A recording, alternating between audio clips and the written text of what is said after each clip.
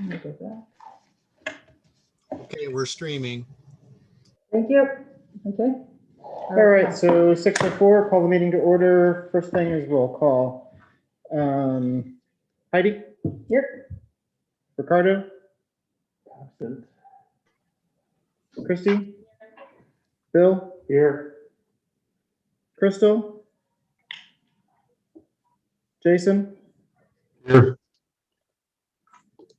and chair is here. We have a quorum. So with that, if you're joining me in the flag salute and pledge allegiance. Allegiance to the flag of the United States of America and to the republic for which it stands, one republic under God, indivisible, with liberty and justice for all.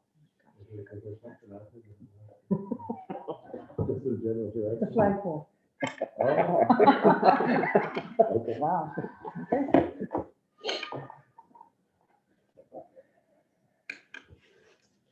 All righty, moving on. Um, Did you have anything on this weekly update? For the board communication, did you want to read the public comment or? Here. Oh, there wasn't. Okay, I'm clicking. I don't have a link to that. Is it nothing?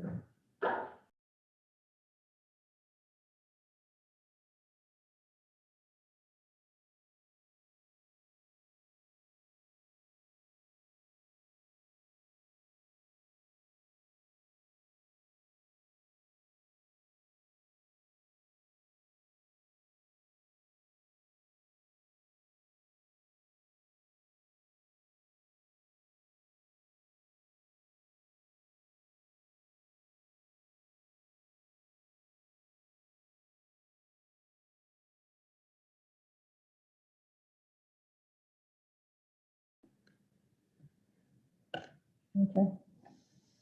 Okay. So we received one public comment from Kamala Nutter. Good evening, Ginger and North Marin School Board members. Now that it, I'm sorry.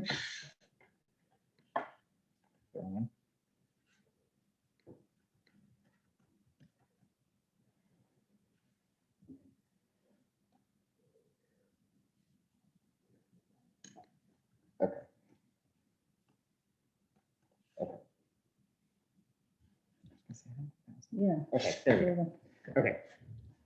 I would like to ask that the following, again, this is from Kamala Nutter, dear Ginger and Glenn, I would like to ask that the following items be read into the minutes and addressed at the school board meeting tonight. In the February 10th weekly communication from the district, parents were told that the start date of the elementary school was to be pushed back by 2 weeks. There was no reason cited for this delay. Can you please clarify the reason for the change? Number 2, please confirm if the North Marion Teachers Union is trying to push back on the start date for high school hybrid by a week. Last week, teachers were sharing with students that their spring break may be extended by 1 week. It is up to the superintendent and board to put our children's needs first and be firm with the union. There will be no more delays. CDL is available to families and staff not ready for in-person. Teachers have access to the vaccine and the dates have been known for 2.5 months. This should check all the boxes. Please do not delay North Marion hybrid. Please do not delay high school hybrid from starting March 30th. And number 3, I would like to know if what is being discussed for returning to school in fall of 2021. Is North Marion planning to go back to 5 days per week in person? Will these days return as full days with full class load and full credits? Sincerely submitted, Kamala Nutter.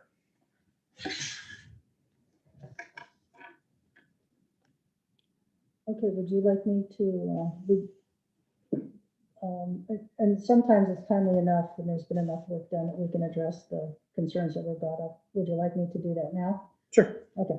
We don't normally comment on public comments, but you said you had, Yeah, you'd indicated that it's you had. timely, Yep. it's right in with what we're doing, Sure. so that makes it possible to do. What I would like to share is on the 12th, we prepared a communication, which you referred to, that showed the change of date. That date was selected as a date where, even with the delays, most elementary teachers would have had the opportunity for both vaccines plus a 2-week time for the full immunity to kick in. The association found that as an acceptable agreement. And that allowed us to get moving on bringing the elementary students back right away. What happens after that particular point is that we have to follow these guidelines, which I didn't have time because this came in at the last minute to add it to the board agenda, but I have copies for the board members and I will put it online if you wouldn't mind passing it around to everybody. What this is the advisory metrics for returning to in-person instruction through the on-site or hybrid model. And basically what it describes is the progression upon which students can return and the procedures, safeguards, and trainings that must occur, starting with the youngest grades and moving into the secondary. So with this in mind, we're currently in the yellow zone for case counts. So when we started, we were in the orange, and now we're in yellow, and that's very good progress. We're headed towards the green. As far as infection rates, we are in the green, which is very good news. For us to be able to move more towards the green and be in green, we still have to go through the yellow procedures, and those are described in the bottom box, where it says very carefully, prioritize careful phasing in of on-site or hybrid for elementary schools, starting with the younger students and adding additional grades over time. And then it says, middle school and high school, primarily comprehensive distance learning with limited in-person instruction, which is exactly what we're doing. Over time, if elementary schools can demonstrate the ability to limit transmission in the school environment, transition to on-site or hybrid. That will take several weeks to determine. So we need to bring back on schedule our elementary schools first. Once they are fully functional in their grades and there's no transmission going on site, then we can begin to return the secondary grades. Aren't these So- advisory? So let me. On December 23rd, she made Excuse these me, let me finish advisory. my information first. So within this framework, Because that's, we are doing a transition between 3.5 and 4 weeks, going from one grade to having the last grade on site. So even with a delay, and we had another delay because of the ice and the power outage, we're still in pretty good shape because that's the same timeline that most districts in the area are following, where they're starting with the elementary and 4 weeks later, they have all of their students who are in the hybrid model back on site. As far as it being advisory, the advisory metrics are the ones that give you the evidence that you are doing everything you possibly can to limit transmission and reduce your risk of liability. And then you also have to have on-site testing present if you're not following, if you're getting ahead of what the protocols are. We don't quite have that in place at the high school and the middle school yet, so that's a work in progress. We do have it at the elementary schools, so they're ready to go. So when we move to green, let's just assume we're all going to be in green. Even with green, you can't have all students back 5 days a week at the same time. So even in the best model, we still have to prioritize and keep kids in cohorts. So when we're going to get to that place where it's going to be 5 days a week, all students, we're not there yet. And we're not in a position to say we can do that in the fall. We do not know. We want that to happen, but even in this model, it's not recommended. So that's currently where we are with that case. Okay, now. I would say that I completely disagree. These are advisory metrics, not mandatory metrics. We made the decision to move forward as a school board previously, and I don't feel like we should be delaying any longer. On top of that, I would say this goes against the scientific evidence that children are to be in schools. Anybody else have I would comments? say, Ready School Safe Learner from ODE is not advisory. There's 80 some metrics that we have to follow in there. One of them is on-site testing, and if we don't have the on-site testing clear to go, then that doesn't allow us to move forward, which is problematic. Ready School Safe Learning is what needs to go away. That is not an advisory document. ODE does not match federal mandates, and I understand that that's not our issue here, but I want to just make that statement. I totally disagree with ODE's standards that are not meeting the scientific measurements that are out there, that children should be in schools.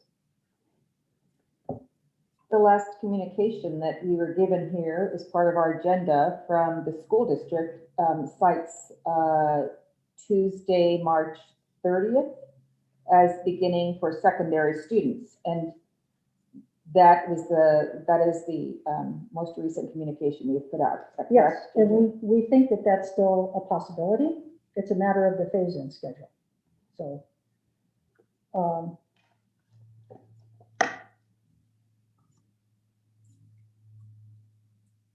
want to make sure I have this correct.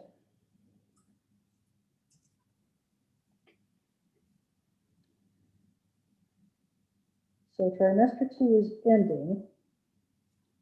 We think that at the beginning, the week of the 29th, the 29th is a curriculum day. The 30th might be the transition day. And again, we have to make sure that we have the elementary kids back first before we start meeting the middle school. So it may cause us to delay it another week to make sure that we have all the elementary kids back. That was not the agreement. We're hoping that we can do it on the 30th. It was supposed to be at the start of Tri-3. That was not the agreement the board was under. Well, we have lost an entire week of Tri-3. Mhm. And I guess we can discuss that later. Yeah, You because have, we lost another week of Tri-2. or excuse me, yeah, Yeah, Tri-2. sure. So Yes. So that's the next thing, and I've got my scribbling notes on here, but I want everyone to have a copy because I'm going to ask. and my understanding, again, you can correct me if I'm Yeah, wrong. yeah. As we transition, there has to be an onboarding for training staff to do that. Yes, That will be days when kids are not present. Right. That is part of the process that we have to go through. I would like to, Sure, can go for it. I make a comment? We're still in negotiations Mhm. for the rest of the MOU. Is that- This date has, just I as think, a I reminder, believe that this date this is is, maybe an executive session topic. that's what I was gonna say. Yeah, I believe this is something that we should be talking about in executive session because it's part of In negotiation. negotiations, okay. So, yes. Okay. and I don't know that we Yeah. have that Well, ability this tonight. particular, yeah, Right now. the part that's not part of the executive session is looking at the calendar right now and looking at what is currently in the calendar. We have 5 makeup days, and I wanted you to look at those dates, their inclement weather. Before we go to the calendar, can I Yeah. ask something about Sure, the sure, sure. colors? When you talk about the green on-site, Yeah, Oh, that's right. that we will still not meet the requirement for that, even if we meet the case count. Can you expand we on can, that? yes, okay, there's 2 different measures. There's the, we are in a large county, so we have the county case rates, which are greater than 30,000. So our case rates currently are in the yellow zone. I think they're 143 per 100,000. And when it drops to 49, then we move into the green zone for infection rates. For the infection rates, the positive case counts, I'm sorry, is the other metric there. And that's also measured on this scale. And we're now at 4.9, which is less than 5%. So the county test positivity, that's what it's called, is less than 5% right now. So the county test positivity is in the green, but the case count, the county case rate is in the yellow. I thought I heard the question differently. Right. I heard you say that the reason we can't be on-site fully is because we still have to maintain small cohorts when we get to green. right? Is the way. Well, and that- Yes, that yes. was my question. Right, If we right, meet- right, I'm sorry. If we meet all of the numbers, Right, we still what is have, the restriction we to? still have to do this, Small cohort. small Uh-huh. cohort. Is the restriction. So high school kids have to be no greater than 100. Elementary is limited as well. Teachers can only see no more than 5 cohorts of kids per week. Specialists have a different cohort count. All of that is described in the Ready School Yeah, Safe Rooms.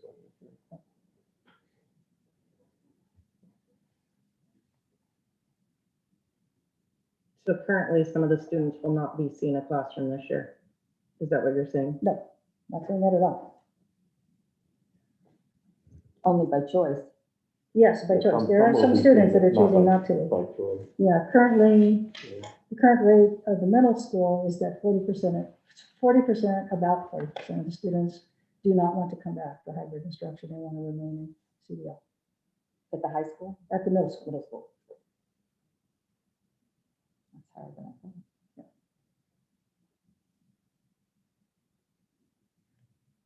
Yeah, and as they're gathering the information, there's a lot of operational details that have to be worked out for staffing to make both of those programs work. Jason, did you have any comments on this?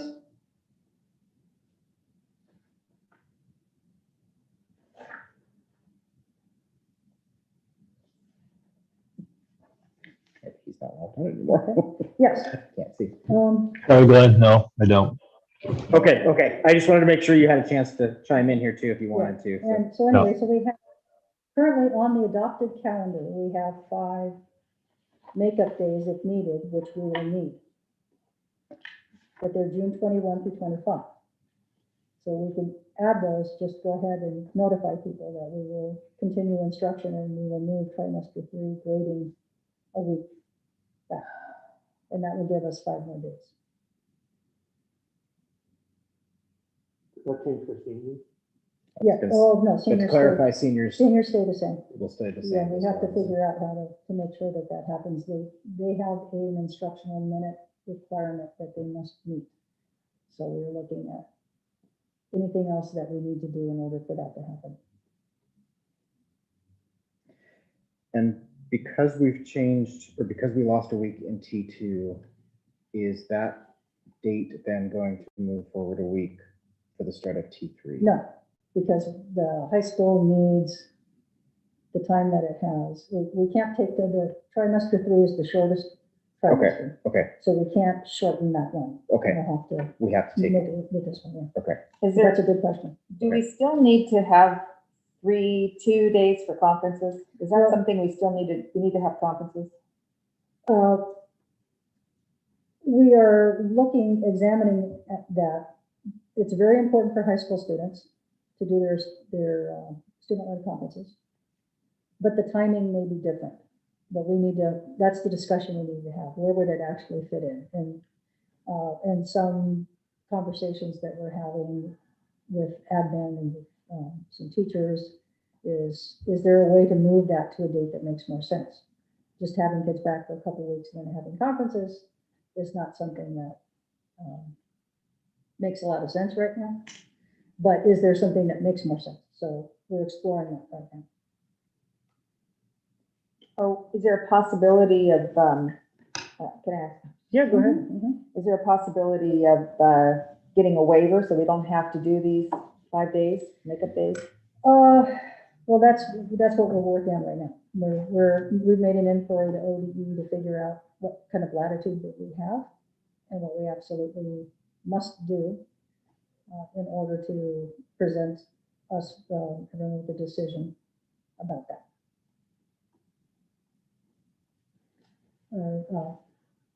Am I hearing you saying you would not be in favor of extending and adding those days on? That would be my inclination, is to just, yeah. It's too much disruption. I agree with Patty. I think you're gonna lose a lot in that portion. Like, even though we don't really have school, Mhm. you're gonna lose a lot of families that last, adding an extra week. Mhm. I would be more inclined to lead for changing the conferences to all the Mondays that the staff have. And moving time around where we make up those 5 days. Maybe 2 or 3 days, but through the 25th, I think you're gonna lose a lot of children. And plus, People are done. people probably already have a lot on the books because it's just barely opening. So, I mean, Yeah, that would be my worry, is if people have plans for that, because they have planned on a date. We've just already given up time at fire and at ice. correct. And if the kids' needs are to have as much time with teacher as possible this school year, they may have more opportunity to get that than they're having currently. And that would be my argument for staying in. So maybe we can ask people to consider whether or not moving conferences to that last week in June and make them optional for families. Yeah, I would be more in favor of that. Okay. And to pull any days possible in the calendar that we can have the children go to school. And then have that last week as really an optional. For families. But that's contingent on a waiver coming through. Okay. How do we pay for that? Because that's beyond the contract. It's not beyond the contract, it's in the contract. Those makeup days are still there. Because they didn't work. But I mean, we have to pay them though for those days. Well, we already do. I mean, it's part of their contract. It's not in addition to their current contract. Yeah, but I mean, They had 5 days off for the ice storm, they did. the entire Yeah. school We district. didn't pay them for those 5 days? Well, yes, Yes. but they're paid to, these are their Just paid to make up the. inclement Yeah. weather days. So you don't get deducted pay, but you're expected to make up the time at the end. Oh, I see. Yeah. Okay, all right. I mean, and I'd be in support of even like the 21st or the 22nd, but I think adding a whole additional week is really where you're gonna lose parents. Yeah. Do you have an opinion on that? Or just even the last half day and the 17th, right, which is Right. Yeah. that's 2 Agreed. days. Even into Friday, you're making, I think, making Monday a grading day. it would be really helpful to know what are the really needed, you said the seniors really need this conference time. Yes. So can we outline exactly what they need and how else can we deliver it Mhm. on those different days? Mhm. Saving those days for classroom. Mhm. I think going an extra week at the end of the year is Yeah. not ideal. It's been a hard school year Mhm. and people are Mhm. looking forward to wrapping things up Mhm. on a positive note. So anything we can do to make that happen, I think would be great. Okay. Well, and I think Christy has a really good point. I mean, if the seniors really need those conference days, then it just become a senior conference day. Mhm. With the rest of it being optional near the end. Do you have any comments? Good ideas, good feedback. With that, we'll move on to item 2. And we have Andy and Corey. Okay.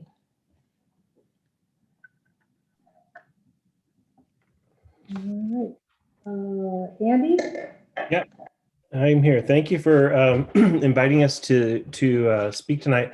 This slideshow that we shared with the board is our training module that will be starting actually tomorrow with second and third grades. They're different between the buildings because they go into a lot of logistics. And rather than take the time to go through all that, we thought we'd provide an overview of kind of what our training time would look like, and then maybe answer any questions if that sounds good. But you know, the training overview, it keeps getting longer and longer. It has, we always say it has all the things. So everything that our team has come up with, the questions that needed to be answered, as well as the Ready Schools Safe Learners guidelines, it's all there. So we hope to have we have a all-in-one document that kind of is a resource for all of our staff to keep referring back to, and kind of a living document. So I don't know, did you want to say anything about that, Corey? Yeah, thank you, everybody. I just want to thank you, take a second, school board, to thank you for your service and the support that you've been giving the teams that have been putting together these plans. We know that these are incredibly complex times, and your support has been really appreciated. Your thoughtfulness and just being able to try to see all the sides and all the angles has been awesome. Thank you. So yes, as Andy was saying, the living document that's guided there in our work came from Ready Schools, Safe Learners guidance. It came through teams working together, our focus group teams, developing all of the specific logistics that would be relevant to our context and our settings. So the guidance, as you know, is statewide. And the question was, how are we going to operationalize these wide components of guidance in our schools for our youngest learners, our elementary students, our staff, our support staff, and our transportation folks, parents, everyone that's a stakeholder that's involved in the education of our children in North Marion at the elementary level. And so through time and input, we were able to develop this many page document that we'll continue to revisit. Part of the guidance is recursive training, and so that's a requirement. And so not only will this coming handful of days will be involved in that training, but it'll also be something that we come back to that will be really important to the accountability of the health protocols and the accountability of the instructional planning that we're all preparing for. Yeah, we tried to hit all the relevant salient points in there and give all of our staff members a peace of mind to know kind of the thinking behind all the procedures and just a place to go when questions arise. And so that will be that recursive nature. As things change, we'll be able to revisit this, and that follows the guidance from the state as far as requirements for training. Our next piece, kind of to just talk about a little bit more from what Corey was saying, some of the components of this training, I guess, transition to in-person health and safety training information, things that will be covered in our staff training are things like entry-exit screening procedures, the recess protocols, cleaning and sanitization process and schedules, the health safety guidelines and documents that need to be kept on a daily basis, how we conduct our emergency safety drills, contact tracing guidelines and procedures, movement within the building. This is especially relevant with our youngest learners. We have to be very planful in the ways that we have them move in and out and have them staged guidance states, for example, using different doors in buildings. So we have developed a plan to kind of limit cohorts from coming in contact with one another by using all the available entrances to us. So going through that with staff and changing as needed, because we know that this is, like we said, a living document. Additionally, health room protocols, what to do when a student is sick, restroom and hand washing procedures, training in health and behavior protocols for instruction, and much more. There's just a whole lot to it. So we're really looking forward to getting started on seeing these plans in action and getting these students back to where they belong, back at school. I think that's one of the most exciting things, is that we have kiddos returning to campus, and that's really joyful. There was just a lot of excitement and conversations that I had with teachers today. Their anticipation is building, their energy is building, and I know that they are really ready to be back in the classroom and to be working with kids again, and to have them in our halls, and to see their artwork go up in classrooms and on the walls is going to be a really awesome way to go into the spring. The other components of these transition days are the instructional training. And so though we are having school, as you know, we've been saying we know how to do school and we can start up a school year in March, but there's some different things that we're having to having to plan for, specific movement in the hallways, specific transitions and things like that. And then also teaching kiddos on ways to make sure that they're maintaining all of these in a way that's developmentally appropriate and friendly for them. And so that the joy of an elementary experience is the thing that they're engaged with, while we are able to maintain also these protocols and procedures. And that'll take some time in teaching. And that'll take discussions amongst teams on how that's gonna happen best. And then other time, classroom setup, making sure that the environment is spaced appropriately relative to the guidance, and that materials and curricular materials and planning is matching what is needed in these next numbers of weeks as we move into spring. And then also the whole component of new classrooms, really. So many of the students in each class will be the same, but many will be different as well. As some students are staying to be learning at home with their teacher in the comprehensive distance learning model for spring 21, and then some obviously coming back, which is exciting for the hybrid model too. So there's really new classrooms. In some ways, we're starting up a new school year. And so the idea of developing plans to build classroom culture during mid-pandemic, that will be work that's happening this coming week for these third and second grade classroom teachers, and then also for our others thereafter. Planning and coordination, addressing student mental health needs. And this is really important for us, and maybe one of the most important things that we address is the mental health wellness of our kids and their adults, and then also for our staff, because this is a big transition, and it's probably one of the largest things that happened in many people's lives, especially for our students. And so wanting to make sure that we are very planful and intentional on how we address and support those needs for all of the folks that are involved in the school.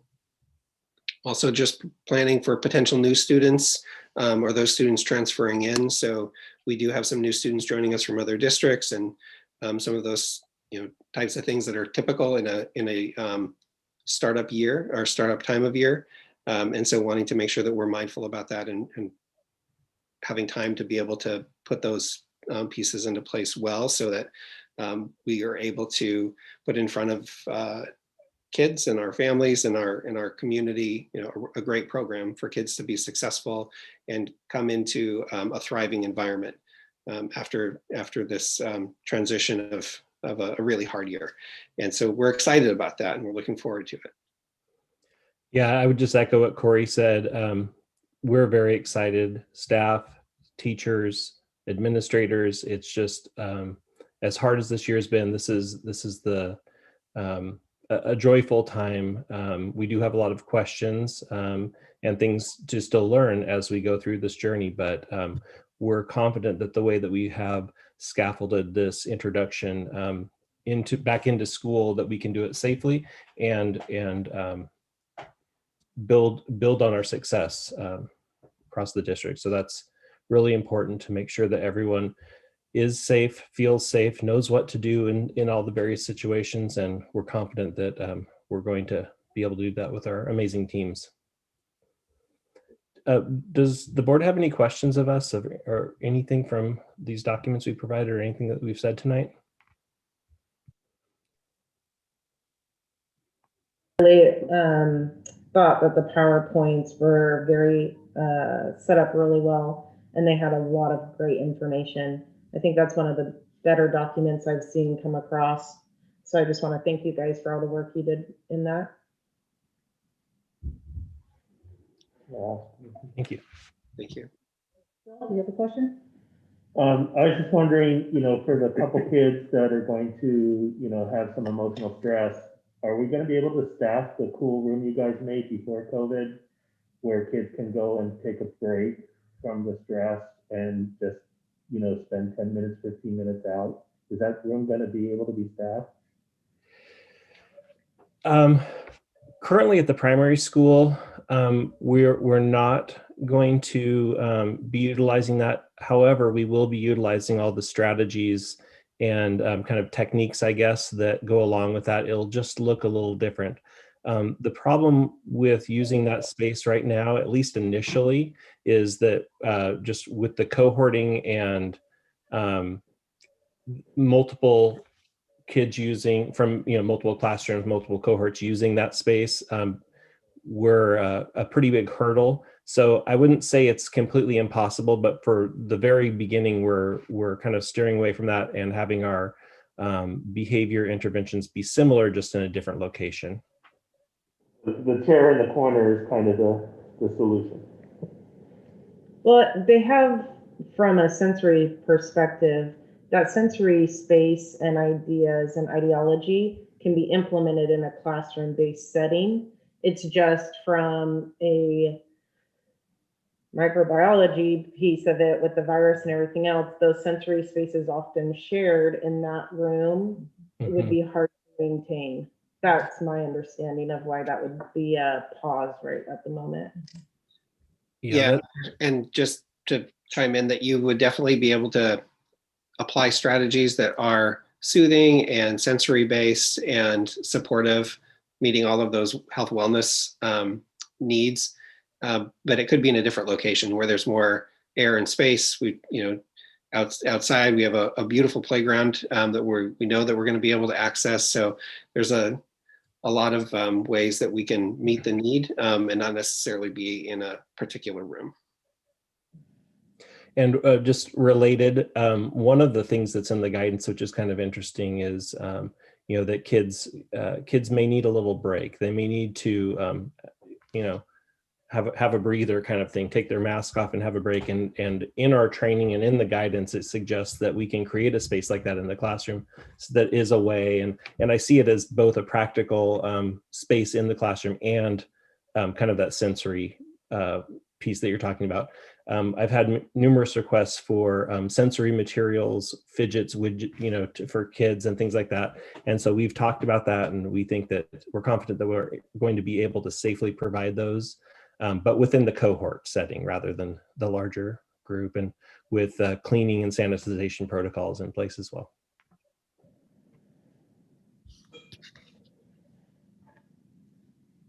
How far will parents be allowed to engage? Just at the door, at the front entrance? Is that their limit? Yes, as far as the guidance goes, parents and other non-essential visitors are not allowed to enter the building, other than I've been saying at the primary school, there's business that can be conducted in the office, but as far as walking students to class or being a parent volunteering in a class, we're not able to do that at this time, at least initially. And that could change, but to get started, we need to limit outside visitors to the extent possible. Exceptions are things like police officers, DHS, and those kinds of essential visitors. But we have been kind of talking about some ideas initially for like our kindergartners, when they come to kind of see what the school's like, that their parents could still have an opportunity to kind of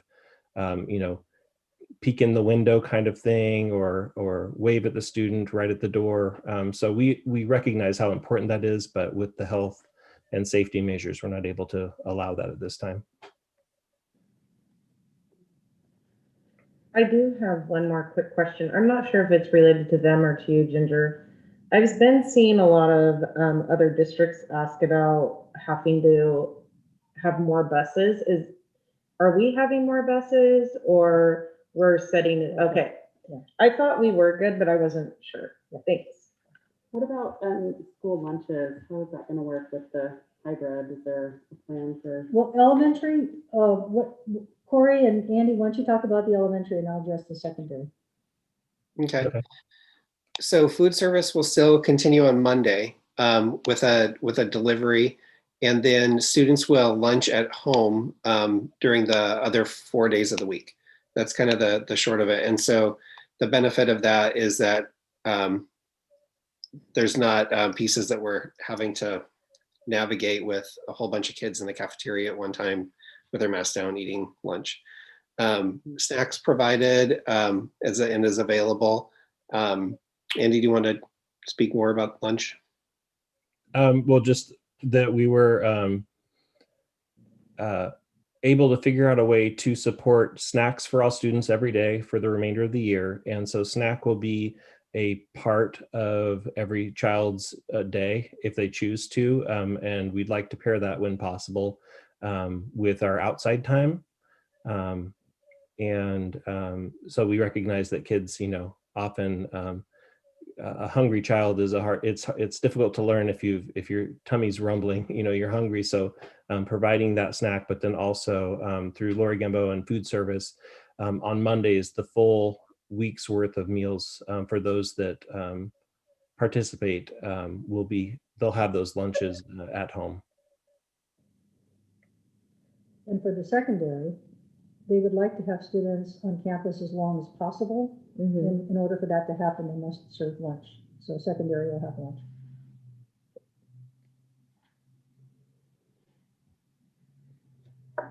Any other questions? No, I agree with Crystal that these slides are really, really, really helpful. So thank you for doing a great job putting them together.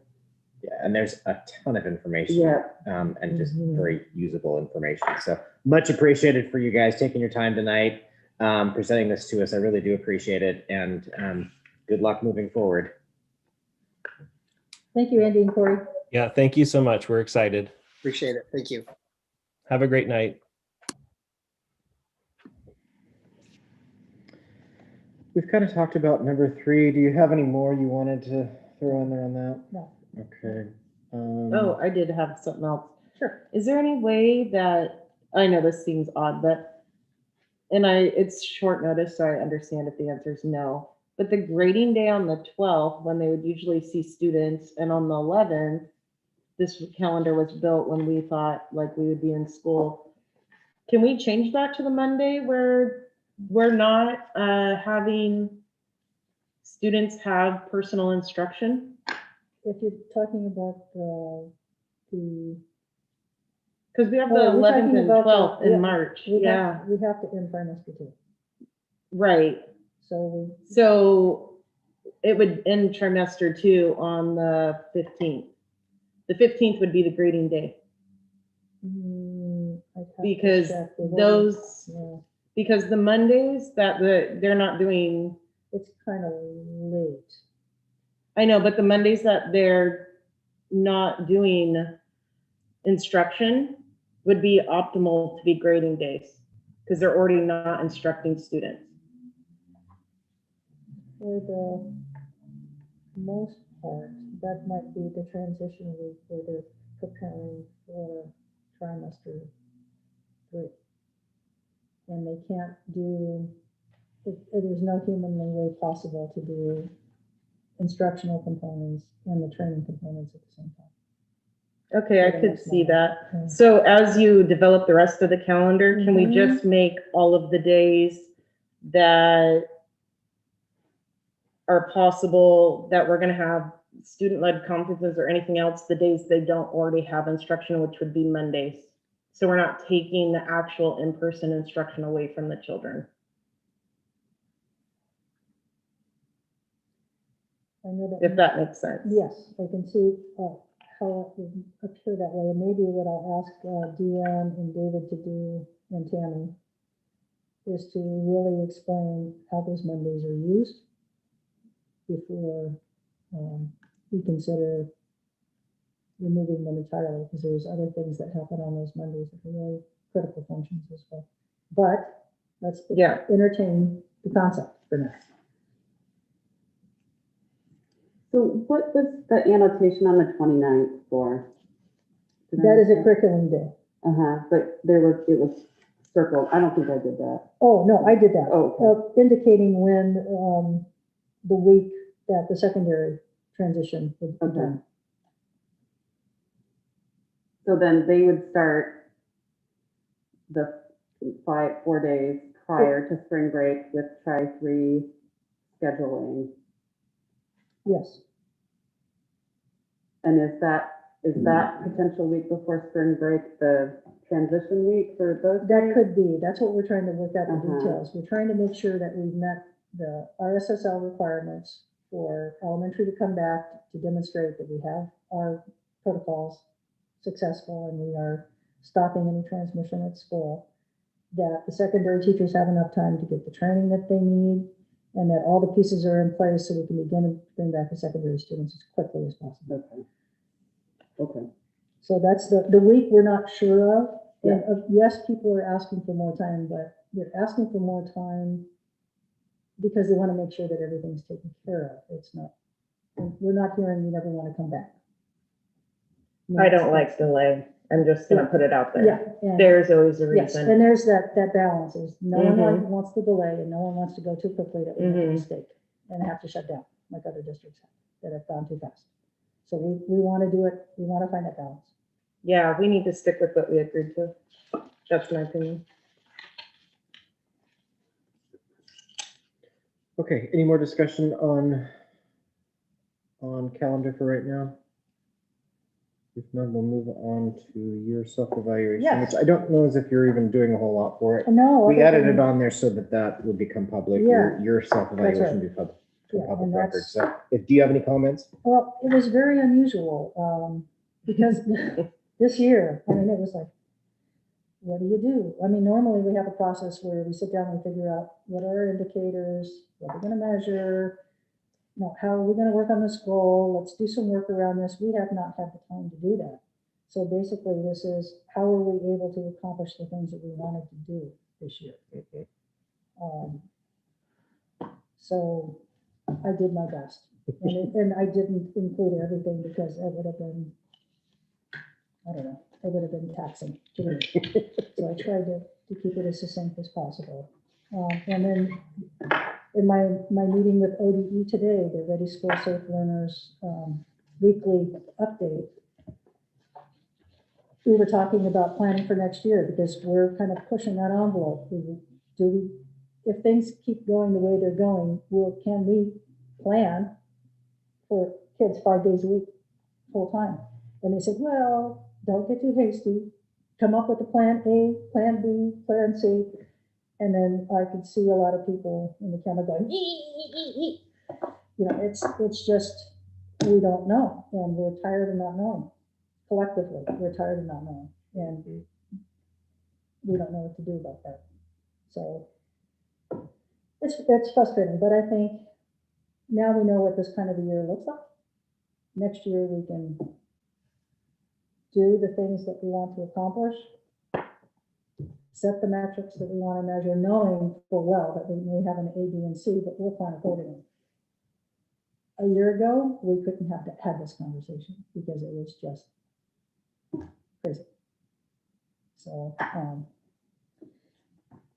Well, one thing I would say is that parents can contact their local legislature to press the envelope to meet the standards that other states have outside of the West Coast that are all in school. So that's my plug for people listening online. These are advisory metrics. Please be writing your legislature and asking for your children to be in school. On the self-evaluation, I would ask that you all get your evaluations to me. I'm asking for Wednesday. That's going to give me a little bit of time to aggregate and come up. And I may be reaching out to you to clarify whatever you guys throw at me. My first year doing it, and I'm probably going to bring Heidi on board because she said it a couple of times. So I will probably confer with you some too in preparing, final report on that too. So just to review, what that looks like is we have each standard, and then we would read the requirements for that standard that we've been given, and we give a rating, and then we can add comments if you choose. So usually what I've done in the past is myself, I'll just say number one, whatever vision or whatever leadership and whatever it is. And I'll list my rating, and then I will make the comments as to why I feel that way. And I think comments are helpful for Ginger and for the board as we put that together. And then you compile all of that together in a, not anonymous, what's the word I want to use?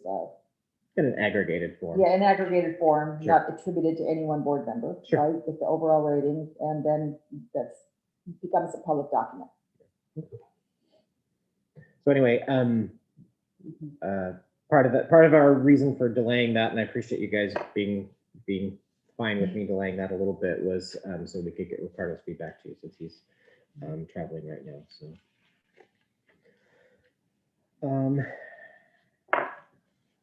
And part of it is we're on a schedule too. We have to have certain things done in a timely manner. So moving on to section 5 would be board work session, board goals. You've got a little bit to present on this. I wanted to pass this around. This is our last year's document. And given the results of our work session, where we came up with goals, or the things that we really wanted to do, I thought we should look at these again to see if there were some priorities. And one of the things that we talked about was making sure that we identify board priorities and that we make sure that there's a budget line item that's attached to that, and that we have indicators that we'll be following to see, and timelines to see if we're making progress with those board goals, and what kind of ROI, return on investment, we're getting for the investment in those particular priorities. And you have established 2 board committees that you want to take on some work that's very important to the district. So I thought, in light of that conversation, we should review, revisit, and then decide how all of those things fit in. So on my notes on this document have the word equity at top. The policy, equity and policy committee. And then when we get to that part, I'd like Ken and Bill to talk about the structure of those committees, and we'll talk about that in a minute. We've also identified through our Student Investment Act the importance of social emotional learning and mental health supports district-wide. So I wanted to make sure that was on our radar screen. It's a good investment that we're making through the student investment account. We do have in the county mental health people and staff now, and a much tighter integrated systemic framework around mental health issues that's being integrated into the schools right now. That's work that we've been doing through the student investment account. We are working on communication, and again, and then the district report card is the other committee. That is very important work, and what we've come to realize as we are developing our communications plan, that this isn't a person that does a thing and pushes something out. This is a team of people that engage in a process of dialogue between the parts of the system, the community, the staff, the students, the parents, businesses, community members, municipalities, and keep a dialogue going. And that is an ongoing piece of work. It's not a one-way, here's a newsletter. No, that's not communication. So that causes us to retool and think about communication in a different way and invest in that kind of a resource for those kind of results. When I talk to other districts, that's what they have. They have a team. They have a person who's the leader of that team, but that person facilitates the process. They don't just produce something to push out. So that's a different approach. Creating the district report card would be part of that, and I think that's a great goal. We should definitely do that. We still have our 5-year plan to raise achievement in mathematics. While there's been a delay in our ability to fully implement the classroom level work that teachers do with the full support of the teacher development group in the training and gathering data to see the impact of the training on kids' ability to successfully engage in mathematical reasoning, we're still making progress. Those conversations are still happening. There's collaboration among staff who are engaging in these practices. But we need to do more. We can do that next year, once we get back to school that can operate normally, where we can do instruction, assessment, reflection, change, growth, determine impact, construction, assessment, and get that cycle back going again. Right now, it's not happening the way that we want. The next year, there are some questions here. Where teaching and learning are challenging, dynamic, engaging, and we've identified some areas where, Chrissy, this is for you because you're new. The ones in blue are things that we have already completed. And now what we're saying is we need to revise this. And I put a few words in there like data, measuring impact, and maybe redefining 21st century skills, because it seems like the definition of what those are has changed pretty rapidly. And we need to look at that. And then down below, where students are empowered to lead productive lives as stewards of the world, we've defined these based on the essential skills, which are beginning to decline in importance in the way that they're currently assessed. And we have already implemented the student-led conferences, portfolios, and career exploration. So the question is, so now that we already do those things, what's the next step of that vision? So there's a lot of board goals here. So I'm not sure what the priorities are, what you want to focus on. We've identified some areas of the workshop, so Yeah, feedback time. Yeah. if I remember correctly, I think I was on the phone. Didn't one of our workshops suggest we trim these down quite a bit, Mhm. Yeah, right? yeah, and I was looking for a dry erase because I wanted to put some stuff up on a board, if that's okay. I don't know that I have a I virus just with wanted, me. there must be, I don't know if anybody has one around here, but, No one's allowed to write on boards yet. it'd be. Well, don't use a Sharpie. I know. I've learned that one. Well, I I'm can just, happy to take notes if you just. well, I was Oh, just sketching good. this out just now. Okay. Because I think that we need to, my personal opinion, ditch this plan. Okay. I think we talked about this and it's very wordy. Yes. This Yeah. vision statement we've had for a while now. Yeah. And I think that we could move into something much more simplified and direct. Okay. So I was looking at the things we've written down and I just am thinking here. How about we just have like 4 areas: communication, student success, and I was thinking of like care and connection because the elementary has been using those words Yeah. in there, and that's kind of your SEL stuff. Mm-hmm. And then equity. And I was just thinking, I think we could put our goals under subheadings of that. Good. Okay. That's just an idea. That's just a place to start.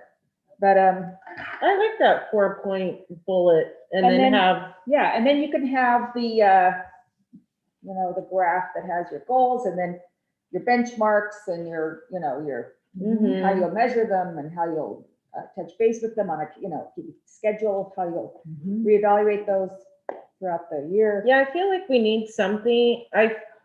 I personally feel like we make these goals all the time Yeah. and then we never follow up on Never them, and revisit it them. kind of makes me crazy. Yeah. So, if we could have like a part in there that had like that we have a quarterly goal check, like where are we at? That would be great. And implement that in our calendar. Exactly. Like, And just have it like in March, we will it's talk standard. about this. Every Yeah. quarter, we address where are we at, how are we doing? Yeah. Because you can make goals all you want, but if you never have that check and adjust, then it doesn't really matter.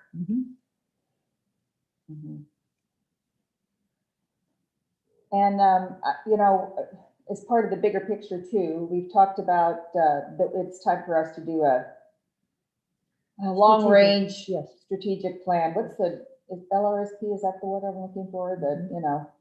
And that's a big process where we get community and stakeholders and everybody involved, and it's a many hour commitment, but that is going to help us define our statement, our vision, and that'll help us define our mission and vision statement a little better too, I think. And then out of that process, we can, but maybe that should be part of one of our goals is to start that process. We just put it on the back burner with all this bond Yeah, stuff I the past have, few years. I have a proposal from one person, and I'm seeking additional proposals, so when the board They're out would like there. To learn, would like to explore that. Yeah. I will put that information out. Every time you go to OSBA events, there's several vendors there who do that. So one thing that you kind of touched on, Ginger, was that, you know, this last year we haven't been doing the teach, assess, and the whatever The those cycle. keywords, that cycle, and things getting back to normal. I don't think we can wait. Right. We have to figure out how to do that now and how to do, because next year is coming along. Yeah. And we need to be able to fully do that next year.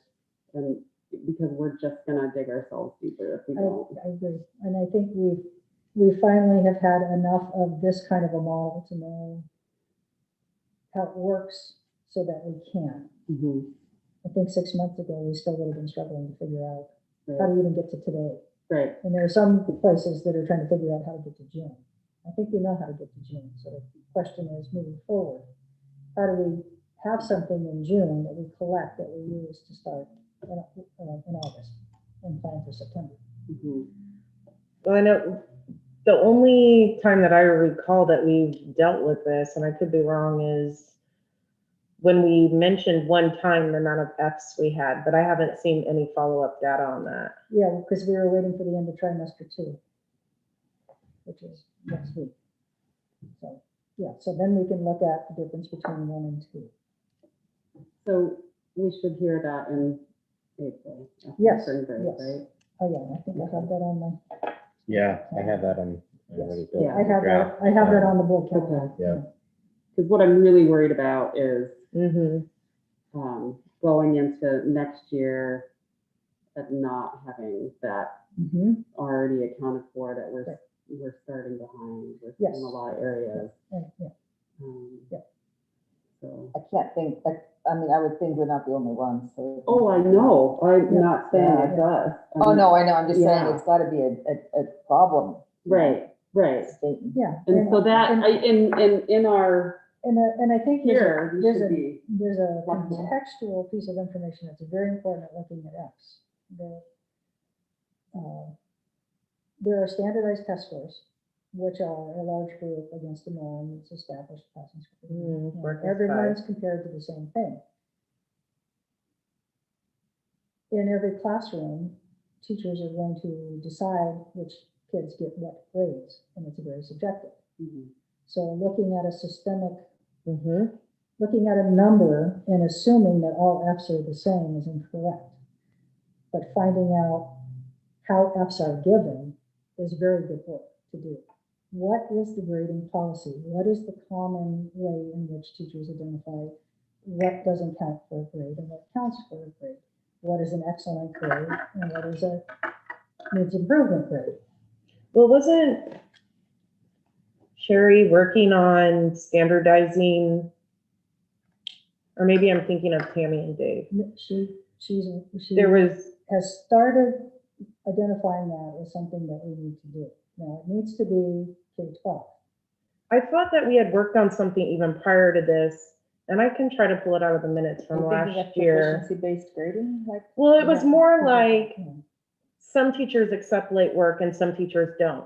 Some teachers give you a week to Yes. make up And- something and yeah. some teachers And don't. that's a, And those were the kinds of waffling standards that I thought she was working on. she did that at the middle school level, but Mm-hmm. it needs to be systemic.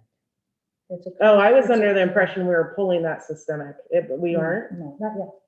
Not yet. Yeah, that would be Yeah. a board goal that I would have, Yes, because Yeah. you can't have like Yeah, 'cause if 12 different requirements for children and expect them to keep up. yeah, if you're going with to all look of at it. Fs, we have to look at grading policy, from the board view, what is our grading policy? And then you have to look at how is it actually happening in each grade? What are the school level expectations? What are the grade level expectations? How do teachers calibrate? And how do we check to see that that's happening?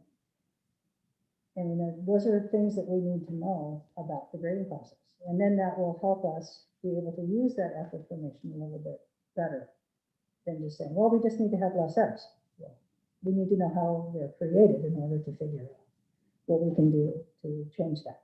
Well, and for students, it's going to follow in the future as they gain employment, clear expectations and meeting the standards that are required. Yeah, and if you're one, Because it sounds like right now we don't have clear expectations Yeah. for our students if every teacher grades differently.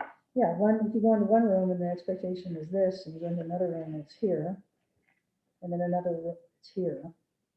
And you can talk in one classroom, but you can't talk in another. I mean, there's a whole bunch of things that, talking is extra credit in one class and not in another. And, there's a lot that goes into that. And there's some developmental pieces, and so it would be important to know not only about the Fs, but how they're created and how that fits in our policies. Does that fit in with our definition of civic success? And what recommendations will the board push to the schools to improve that practice for consistency and to produce more opportunities for kids to be successful? That take into account who kids are, what they need, and their ability to recognize where they're at and what they need to do to move to the next step, instead of waiting to find out at the end that they didn't get there because they didn't know how to access the feedback or it wasn't presented to them in advance. If you want an A, here's an actual description and an example of what it looks like. So for you to get here, start to draft, check in with me, tell me what you need to do, what you think you need to do, because the elements are A, B, C, and D. Did you do A? Okay, we'll go back, work on A. Now bring it back. Did you do A? Oh, yeah, I did do A. Great. Now work on B. Did you do B? We'll go back and do B.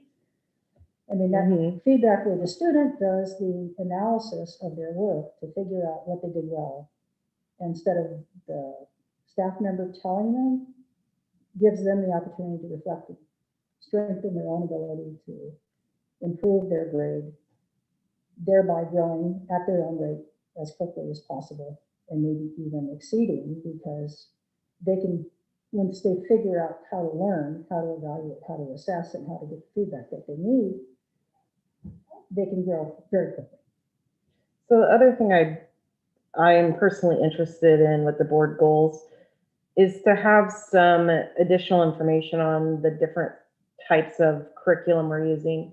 One thing that I've had the opportunity to realize now being a CDL parent is the vast difference in curriculum being presented across the board, because we have various children who come into my household and leave.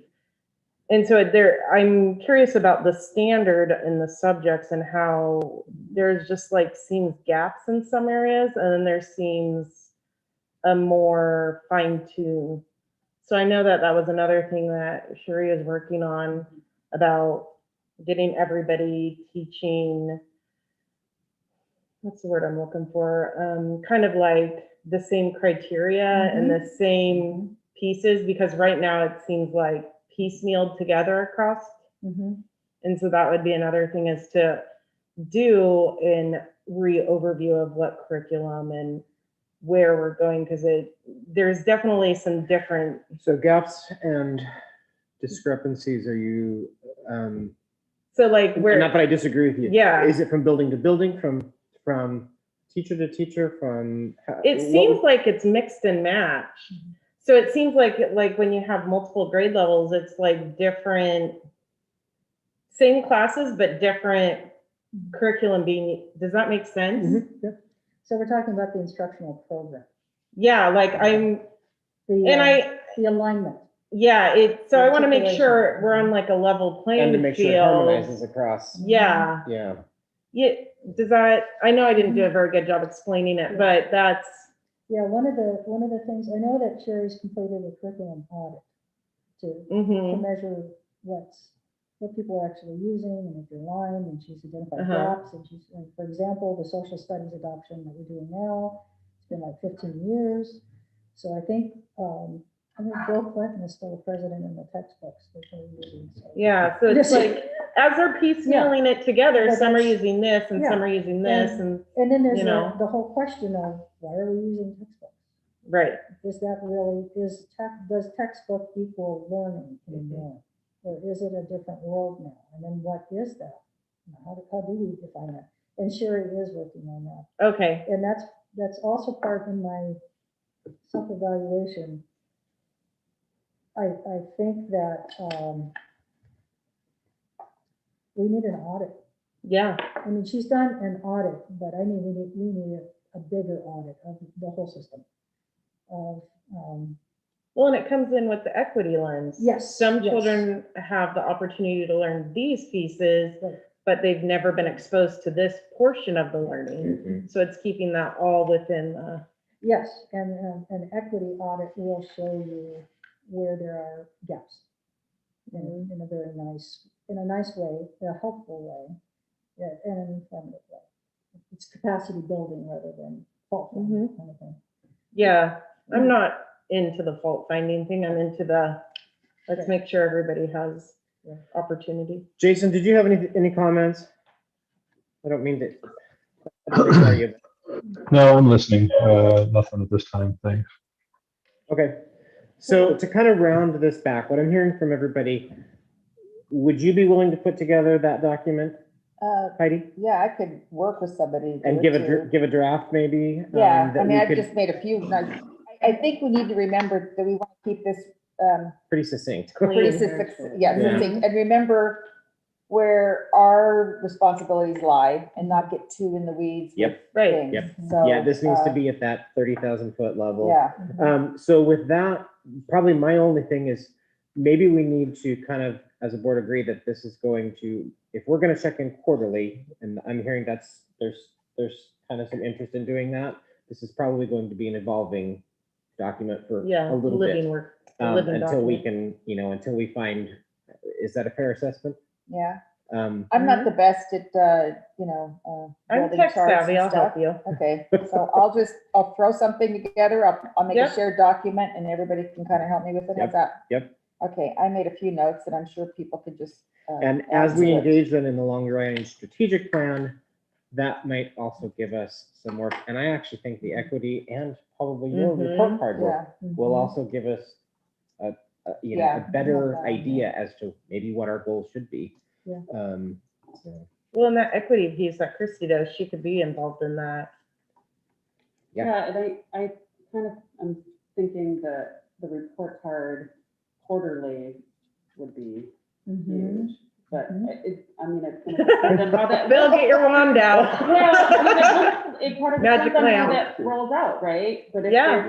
maybe there's a portion of that report card that gets reported throughout the quarter, it's not the whole thing. Yeah. I don't know. It's correct. I would just point out that quarterly is something that has to be very, very straightforward, simple, not consuming a lot of staff. Yeah. Yes. The annual Right. report yeah, Yeah. it could get Mhm. really consumes some time time. some consuming. time. But you cannot have an annual report done quarterly Yeah. because then your staff has nothing else to do but that. And we do have to be cognizant of staff time, especially, I mean, right now it's absolutely this crazy No. corn in every Well, and I direction. But we, I mean, we need to be cognizant of, in any of the work we do, I think we need to be cognizant of that, that staff time that's being poured into. I think some of this quarterly check-in will take place of much of the information that we have to go and get often, or that we're requesting. I think the goal for the committee I'm thinking about will be to eventually have a dashboard. That would be So you'll lovely. Be able to look at it when you feel like it. Yeah. And then the annual report will be there at the end, and the dashboard will be the last. An aggregation. And The that- also. ultimate, yeah. Yeah. That'd be- ultimate goal. very nice to have as a transparency with the community too, the dashboards. And we have a resource with the Oregon Data Suite that we can ask them to customize a dashboard for us, and they'll pull the data together for us and pull And that's the pull it out. problem. And, yeah, we can, once we decide what it is that we want to do with that, and we just ask the ESD and their data team will pull that dashboard together for us, and we can put it on our website. We'll be all right. That'd be great. When does the new one go live again? I was in the end of that It's meeting. supposed to go after spring break, but we haven't met yet. And what I have to do is, as everyone's making the transition to the new model, I can't pull anybody's time away to take off all the old websites. You know, they'll tell me which ones I need to keep. So it may be a delay for a few more weeks. So I can have the secretaries again. So- I'll add a comment. Oh, go ahead. Because, Mhm. and it's because I'm teaching this right now, but as I was listening for the last 20 minutes, a lot of what was discussed here was equality, not equity. Mhm. It's very, very different. Mhm. And I heard 90% equality and 10% equity. Very different. Mhm. Well, and that's why I said with her looking at the equity piece of I'm the, just saying, when we curriculum. talk about equity at the end, but everything else before that was really about equality, Mhm. right? Which is different. So how do we, I.e., for just one simple Mhm. example, when I'm a teacher in a room, I know some kids are gonna come into the grasp of the knowledge late, and some of them are gonna be linear, and some of them are gonna be demanding more, Mhm. but they will all get to an A at the end. And coming up with a prescriptive flow is not equality, right? You need to let that teacher get each kid in its way up to the end. see, that wasn't the Right. piece that I was talking about. I was talking about access to information. That's different. Totally, like, I'm just, when we talk about curriculum and meeting all the things that follow.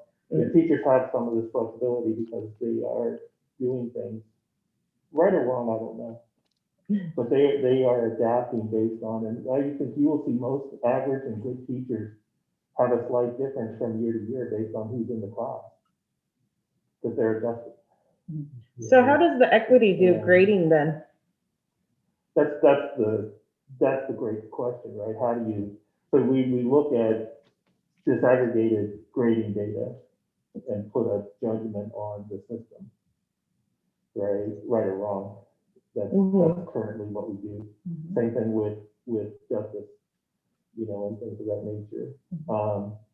But at the same time, you can't let equality stomp out equity. And that's what we're teaching kids right now. What is the difference between equality and equity? One is equality important and one is equity important. Because I feel like our teachers do a really, from what I've witnessed, have done a very good job of keeping the equity lens where they give additional help where needed and support those students that are doing well and everything in the middle. My concern was mostly curriculum driven on the different types of information being used from classroom to classroom.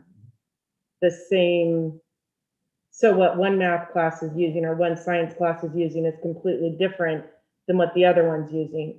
So it's when the students are having to change teachers or anything else in a trimester, they're already going to have holes because they're not using the same. And that's understood, but I'm just saying, that's important and that's equality.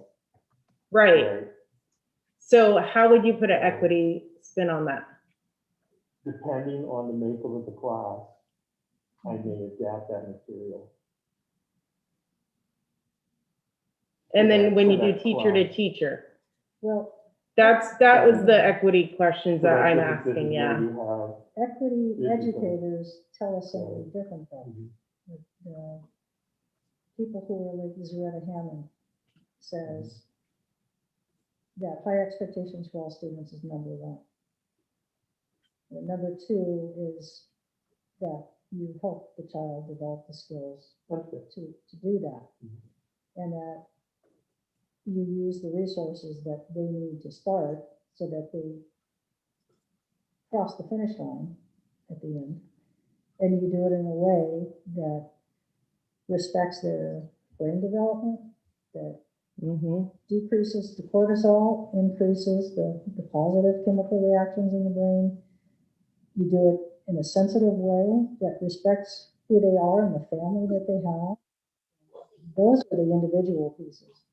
But the expectation and the materials, you never compromise on those. You always provide the child with unfailingly that they are going to be the best they possibly can when they're with you, because you're there, you love them, you support them, and you will make sure that they go as much as they possibly can. And that's equity at the classroom level. It's not deciding, it's making sure that the love comes first, that the connection is there. Well, and it's that social emotional learning piece is the 12 years that we were involved in occupational therapy. It's giving children more tools in their toolkits to help them meet those same expectations. It's not saying you can't meet those expectations. It's like, let me add to your toolkit so that you can meet those expectations. Let me remove the obstacles from you so Correct. you can get there. Yeah. Let me show you how. Let me open that door for you. Yeah, I can't wait to have these conversations. It's an important line, you said though. Yeah. Love first, education. Critical piece. Which is care and connection. Yep. And I love that piece on there, by the way. I stole it from the. Yeah, it came from the Ready School Safe Learners. It did it? Is that the verbiage Where from it that? came from, it's. Maybe we'll get a gold star. Yeah, I was so impressed with like Andy and Corey because I thought it was their verbiage. Okay. Okay, moving on, if we're good with that, when do we want to revisit this as a group? Well, what are we doing next month? Don't we have a lot on the schedule next month? Are we moving our meeting? Yes.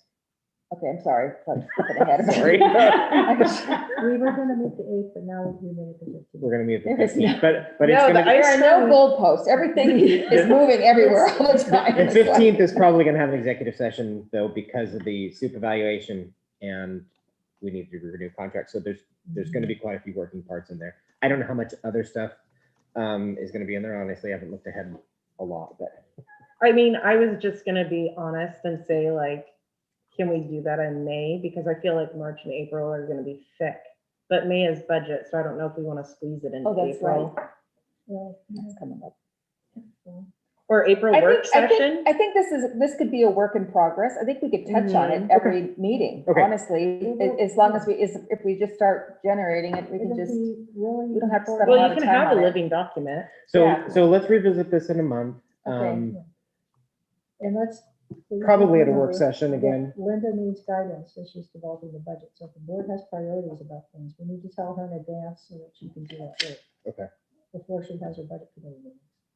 So just keep that in. Okay. Yeah. You want flashing crossing lights? I'm flashing. Kids in school, so they can cross the street.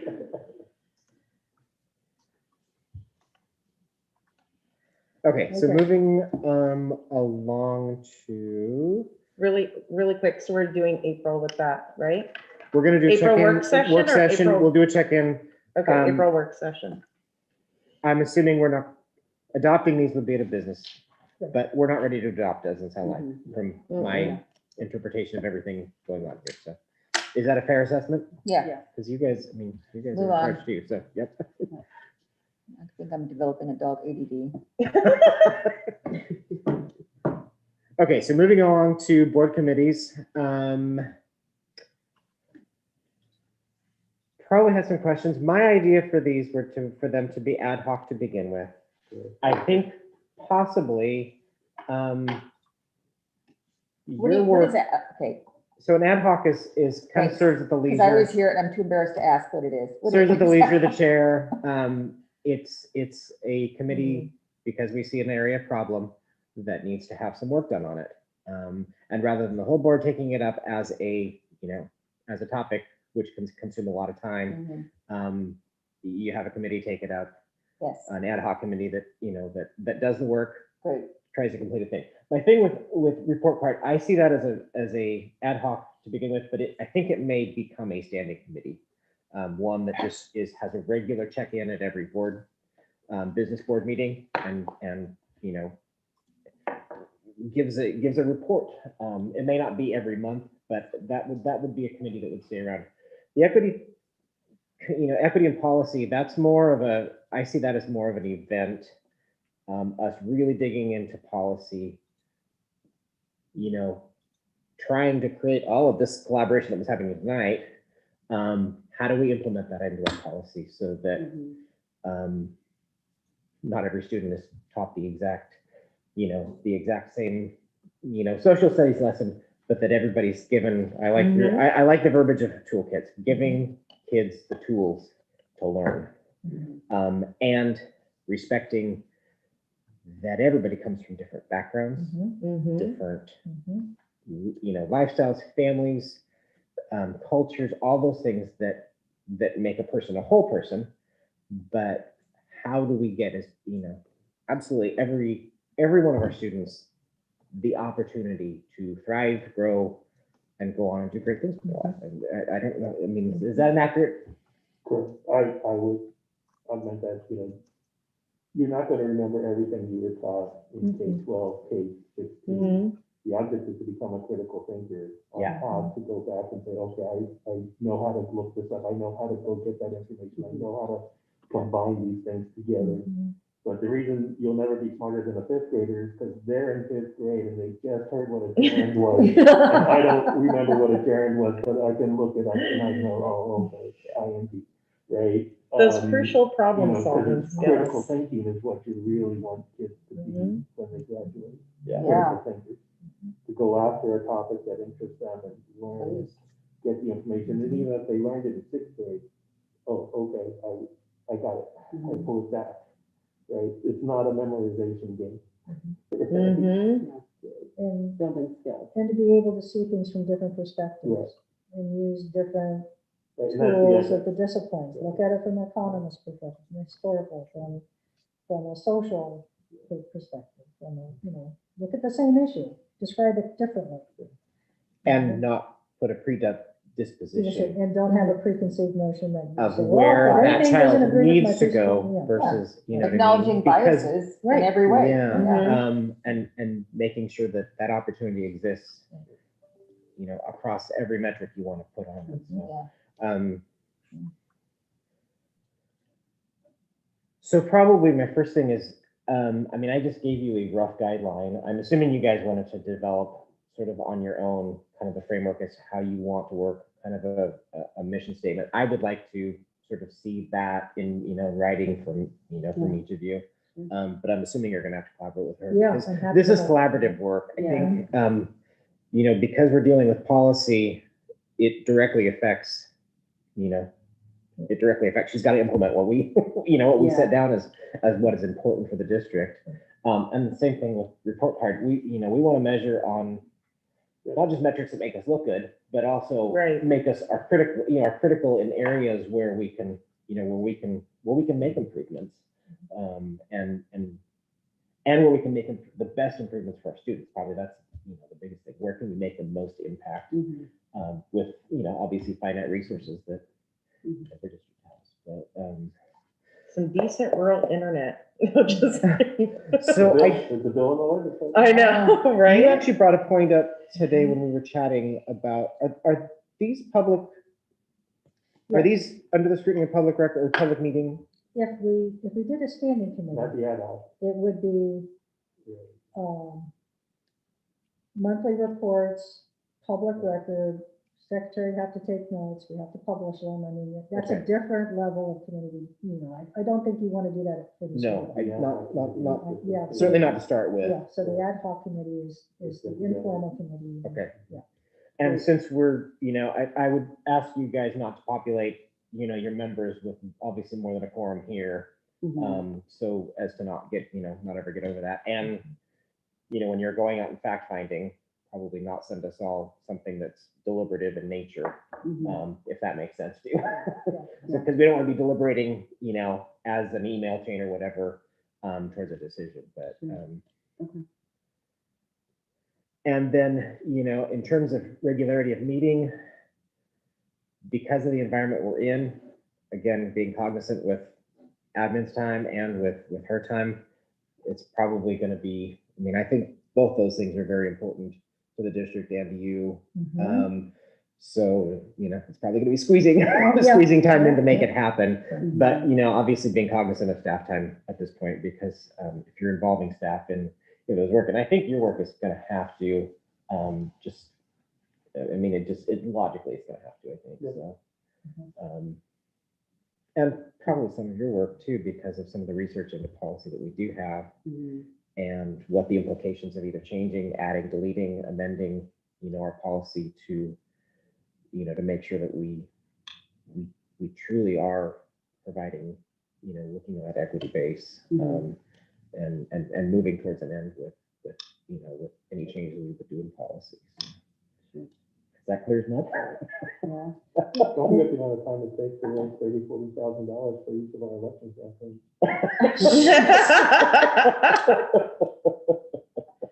Yeah, and there'll be at some point in time, you'll both want input from staff about things. So what I would do is, because I could take the breadth of the staff into consideration and their depth of knowledge about the topics that you're considering and want feedback about. And I could think about students and staff members from both classified staff and certified staff who may be able to give you a variety of views about what they're looking for. So tell me when you're ready to have some staff input, and then I'll start to piece together framework with me, and maybe even parents. I mean, you have parents you have access to, but I also have other parents that I know who have some things that they might be able to offer. So yeah, so that's a deal. Just keep me in the loop. Let me know what you'd like to do. Okay. And I'm happy to have the ESD, the data suite team, do a presentation for the board at one of our board meetings, so we can explore that. Transparency dashboard on the website to me would be huge. I think that even if people choose not to access it, the more that you are transparent with the community, the better the relationship.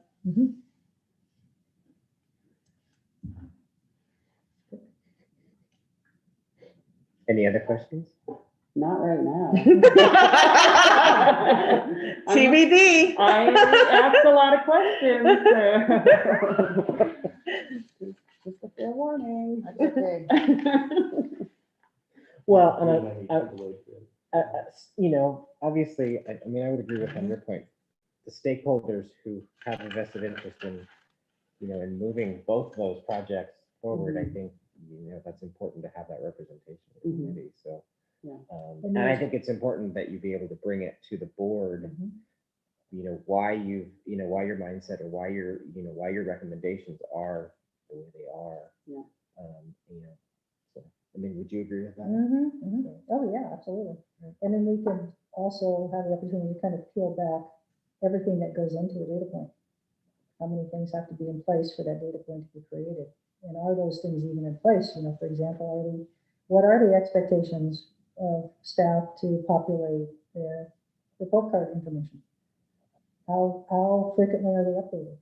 Can you even pull that data point out? Or is the expectation not set that they're updated? In some districts, it's weekly updates. You must have things in weekly. And what is that here? And and is that allowing us to get the information that we need? And if not, what are we going to do about that? So we can peel back all of that to get this data point. How's it created all the way down to the student? Okay. All right, if that's good on that one. Then. Okay. Oh boy, policies. Yep. You're up. I sent you this isn't even the biggest packet that I've ever put together. It's just some of the things from November that were hanging out there. So in a nutshell, when I look at the policy update, the first couple at the top about the family medical leave and the state family medical leave, those are simply changes to reflect the new definition of caring for a child. It includes that now. Mm-hmm. I And then, saw it- that. and then it also reflects enlisted families to make sure that there's, it used to say are or were, and now it's both instead of either or. So it just redefines that. So I think they can be, based on the highlighted copies that I sent, I think they can be adopted with my recommendations unless you have questions about any of those things. And again, this is a first read, so we're not adopting anything tonight. Okay. So I was looking at the document you gave us. The first one is request resident student denial for virtual public school attendance. That's not- that's a different policy. Yeah, this is the, Which one are you on? I'm looking at the policy update. Oh, all right. Yeah. Oh, I was going through the policies. I read these and I noticed we have some options on them. Yeah, so we can go through those. I think this one is pretty straightforward. Some of it is, Which one? The public charter school attendance? first, the first one I'm using this as the, Okay, yeah, so it's in a different order here. Can you tell me the number on that one? it's the GCBDA series. There's one, two, three ARs. Administrative regulations, and they're basically the forms. It's the definition of the leave that includes caring for a child Mm-hmm. and updates. Now, this is one that we had the question regarding COVID being written in. That expired in December 31st. Okay, So that one's that's, okay, that's what I wanted to make sure. But they did revise this to reflect childcare needs. If a family is eligible to use this leave if they have to care for a child because there's no care available for them. Now, that was the piece that qualifies under OFLA or FMLA Both. for childcare? Mhm. I thought there was a piece around that. Because when I was reading it, that's what I was wondering. OFLA includes but recurring closure of a child's school or childcare provider due to statewide public health emergency declared by a public health official. So it includes language like that. And so is that a mandatory? Is that state law? It's the, yes. Yes. these And federal changes- law? Yeah, these changes reflect the legal changes. So our policy is just being updated to reflect. And then- what we currently have to do anyway. I saw that we have option 1 or option 2 on the paid versus unpaid leave. Oh, yes, and I recommend the option 2 because that one, option 2 allows the family to make the decision of how to sequence it because they're eligible for them all. Option 1 doesn't give them, it makes us make that choice. So it doesn't allow the family flexibility, say for a pregnancy. If they want to do, they may want to do their paid leave after they return because they're going to have a lot of medical appointments, the child checks. Instead of having to take all their paid leave first, not have that, then take their family leave and then not have that. And then when they come back, what do they have, unpaid leave? I mean, it's just a way in which giving the employees the opportunity to decide the sequence of the leave could help in the long run, provide them with the leave that they need, especially in situations like pregnancy. So they wouldn't be required to take their sick leave before they take their OFLA and FMLA leave? They wouldn't be required to take their, In a case of a pregnancy, no. because where I work, you're required to take your vacation and your sick leave before you take your FMLA and your OFLA. Yes. So how does that benefit the district?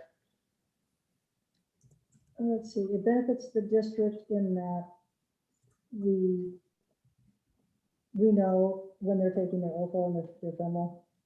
We know what those windows are So we're letting them keep their sick leave and use it later if they want. instead of taking their sick leave and stuff first Right. and then qualifying for the OFLA and FMLA. Yes. And we could go either way with it. I just know that one is more employee friendly and the other is less employee friendly. Did Amy is this Amy's recommendation? Mm-hmm. I just don't know how that's benefiting the district by allowing the use of the leaves before the sick time, vacation and stuff. Just from my employer's, Yeah. experience, Yeah. it definitely benefits the employee. What's the cost difference for the district? None, Hmm. makes no difference.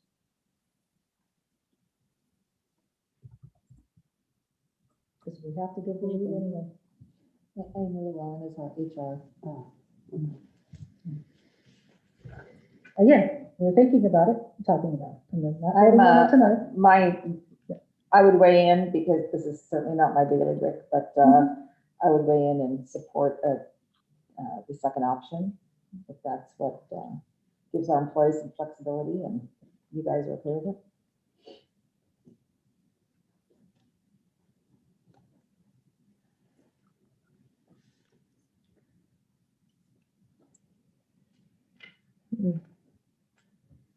And this covers our classified as well as licensed. Yes. right?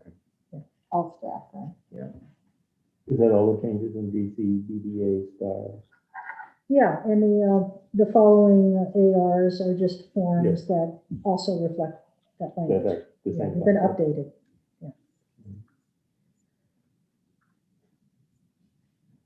And then there's RJ, is that next on your list? Yep. Well, it's next on my list, so yeah. Just the next thing, yeah. School counseling program.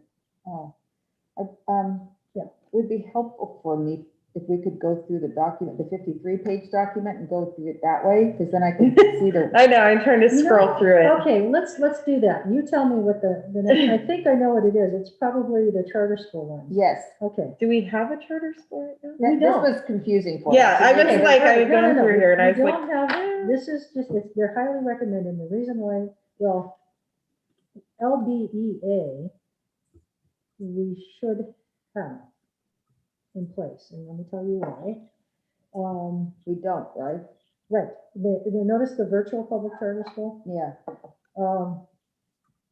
Currently, there's a 3% cap on, after 3% of your enrollment has left your district to go to a virtual charter school, you can say no. I didn't know that.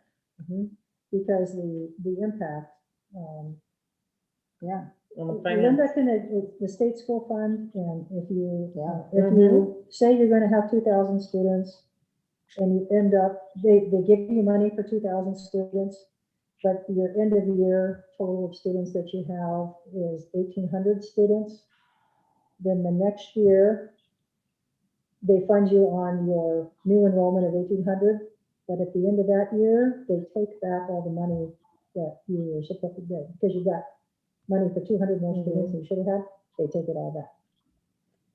So, because the fluctuations can really hurt you financially a year later, the cap prevents you from having, you didn't know that all these students were going to go to virtual charter school. You had no way of projecting that into your budget. And then once you're funded, you have no way of stopping them from giving you the money, and if they take it back later. So this is actually a good policy to have in place. We're already practicing it because it's the law. We haven't had to do that yet. So how does this affect the children if they're the 4th percent, then sorry for your luck, you don't get to go to charter school? That's the downside of it. Yeah, that's the downside of it. Mm. Yeah, I like to look at it from all different perspectives, so that's a great point. That's a very rough. great point. Yeah, because if you have a family, you're the first family in line after the 3% cap that says, oh yeah, it's going to be easier for my family because we're going to be traveling, so I want to use the charter It's the same school kind of instead. stuff we do with internal, intra-district things that we vote on every year. Right, just this one specific to charter. Yeah, that's good. Yep. So this one is tied to a state law that allows that cap. How does this affect the children that go to like Shemeketa for their GED online to finish Opportunity Yeah. Center and that. Wow. That's not fair. Yeah, this is like people who are going to, Oregon Connections. Oregon Academy, Connections Academy, Frontier, K-12, those ones that are, Web Academy. yeah. Mhm. So how many percent of our kids right now are on this Less than 3. It's for the, because that's the full, They unenroll. in Yeah. Our school district enroll in another and that's less than 3% right now? school. But if it goes over 3%, then we would decline those children to have the opportunity to go online. We have the opportunity to do that, yes. Hmm. Remember, I'm neutral on this. I'm just I sharing know. information. I'm just speaking it how it is. Mhm. So it says we will or we may. Man, May. How often is that scenario played out? Do you think? We tracked it very closely this time. But it was, we didn't cross that threshold, but we were close. Even in this environment, Mhm. yeah. that's in this environment. That's in this environment. And then we had people that left that came back. They were like, oh, well, that's not what I wanted to do. Yeah. Yeah. Well, our VOP right now is Yeah, virtual online program. Yeah. pretty close to that. Yeah, and that we have an in-house. Mhm. So if we have our own in-house program, there's no real drive for people to do something else. And we don't have an online K-12, we just have online high school. Mhm. So who becomes the arbiter if we cross that threshold? They have a right to appeal to the state. But who's making the decision if it's a way, if Oh. it's a may or a It's in will? here. How do we, No, the population. It's, yeah, Yeah. but would it be your decision or would it be? it could be, yeah. Okay. Yeah, it could be, and it would be, gosh, we would have to be so, I mean, first of all, context. There is no one size fits all education, and I think that's one of our lessons with this particular time, Mm-hmm. is that you need to have options. And that- Flexibility. and flexibility, and we have many kids who are thriving in the CDL environment because the whole idea of coming back to school is too taxing. It's just not, disruptions. I've talked to staff member with children who are really happy that their child has there's too much stimulus when they're in the classroom, and now that they're not in the classroom, they are thriving and growing and learning. And so how we're going to address that in the future is a whole nother question. Making sure that kids have the opportunities to learn in a way that best suits them. And that is a very different model from everyone has to have the same thing. Again, the equality equity thing. Yeah. So this kind of fits into that. So when something comes across my desk in this, I ask what's in the best interest of the child. What's the reason for the request? If it's I don't like how something happened in school yesterday, therefore I want to do that. Then it's usually a conversation with the parents saying, well, usually you're yanking your kid out when you don't agree with something.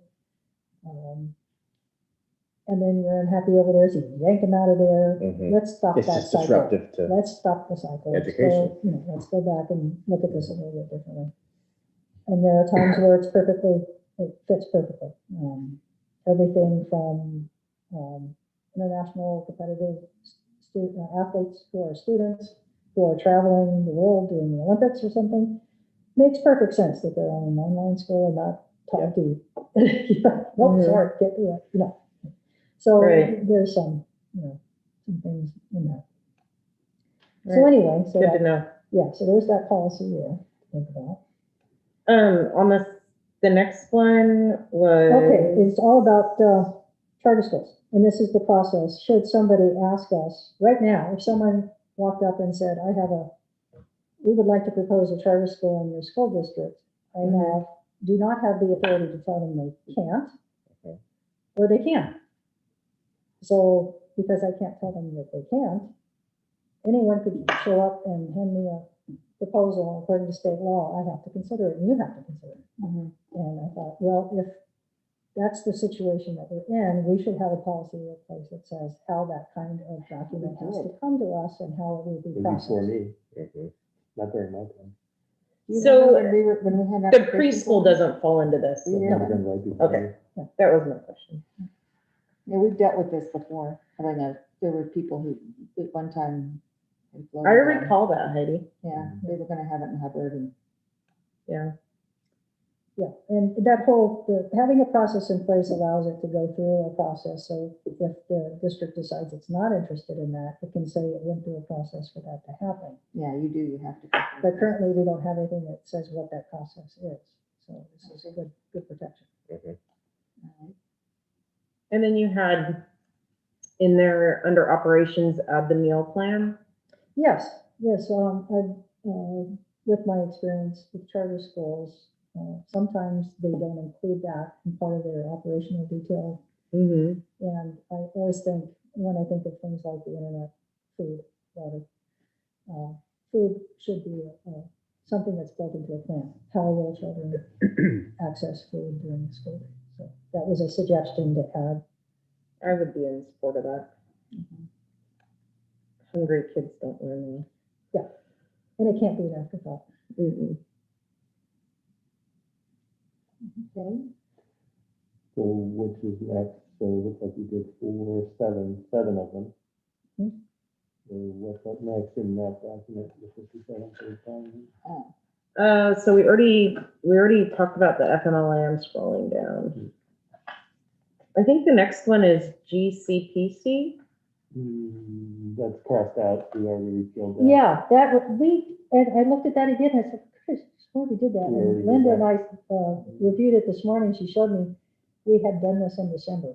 Yeah, I Last thought year we it sounded did familiar. And we decided we didn't, it's like, we crossed it off, we don't need to do that. We have an AR, it was adopted December 19th of last year because the new law was kicking in January 1st, so we had to have something in place. So we have it as an AR and, yeah, so that's crossed off, we don't need to do that. Next is. And is this our most current one? No, That's in here? What did we decide with the retiring employees? Because I was under the impression we were gonna do, and I could be wrong here, and I can go back and read it, that we were renewing every year. They weren't signing a 3-year contract like everybody else, or a 2-year, correct. right? We were letting them continue their service. But, didn't something sunset with this?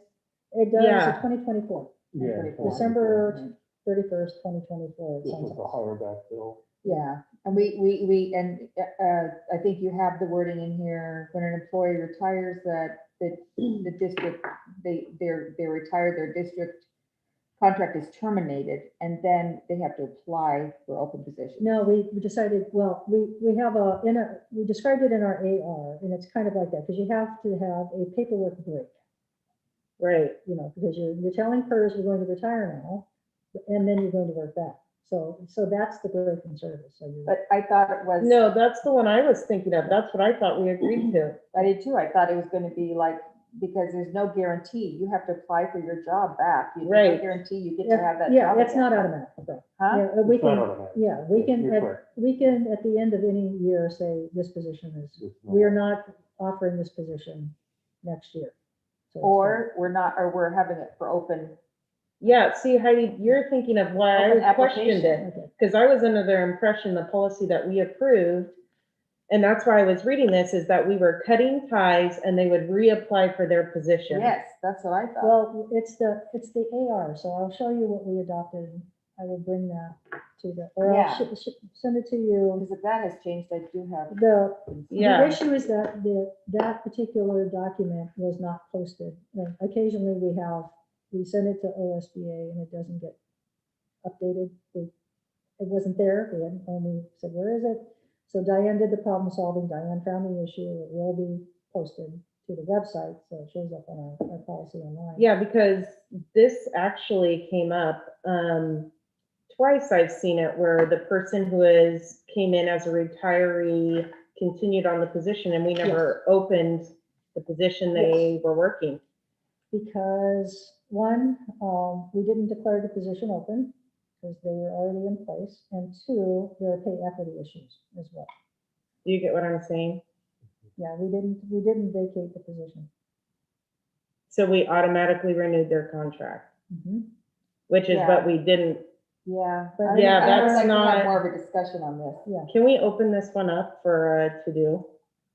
Because this is not, the way this reads is not what we voted on. Well. Or yeah, it's our not what we discussion. were It's not approved. reflective of our discussion Uh-uh. we Well, had. let me go back, show me that one, I can see, because we didn't discover that this document was missing until this morning, so you may not have it. Yeah, because I was under the impression we were cutting ties with the retiree. They'd reapply for this position and we would hire based off of that. Ladder up. Not that they retire and keep Yeah, their that- position that's till not a- Yeah. Yeah, whenever they want to stop. that's not the policy that we have. We have So it in our- Ginger, this is Diane. Yes. Hi, Diane. Hi. So I placed that current policy in the folder, Okay, and if you can pull it up out of the folder, okay, so go back to or I could send you, or I could send the board members the link very quickly. That'd be great. It's hard for me to bounce around on these with no mouse and not lose my spot on where we are. So how about I send it to your email? That'd be awesome if you don't mind. Okay. Yeah, because it reads very different, and I think it addresses all those things that you said.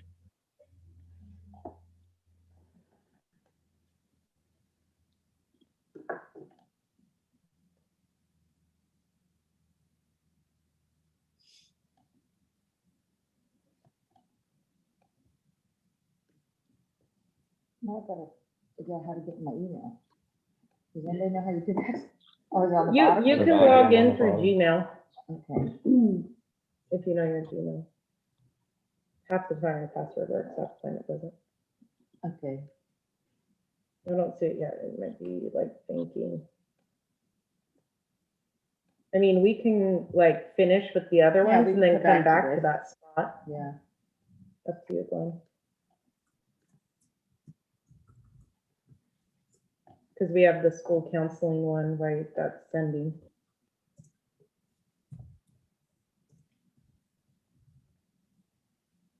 Yeah, go ahead. We can. So the school counselor, it's on page 44.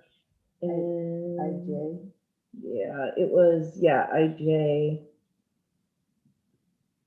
And this is new? Is this a new policy, Ginger? Yes, it's a revised.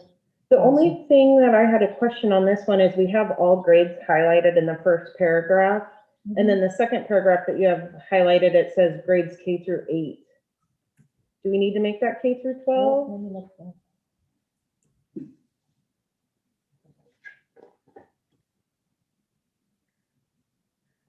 It says, no, it's Or is that two different spots? It's two Child. different, Yeah.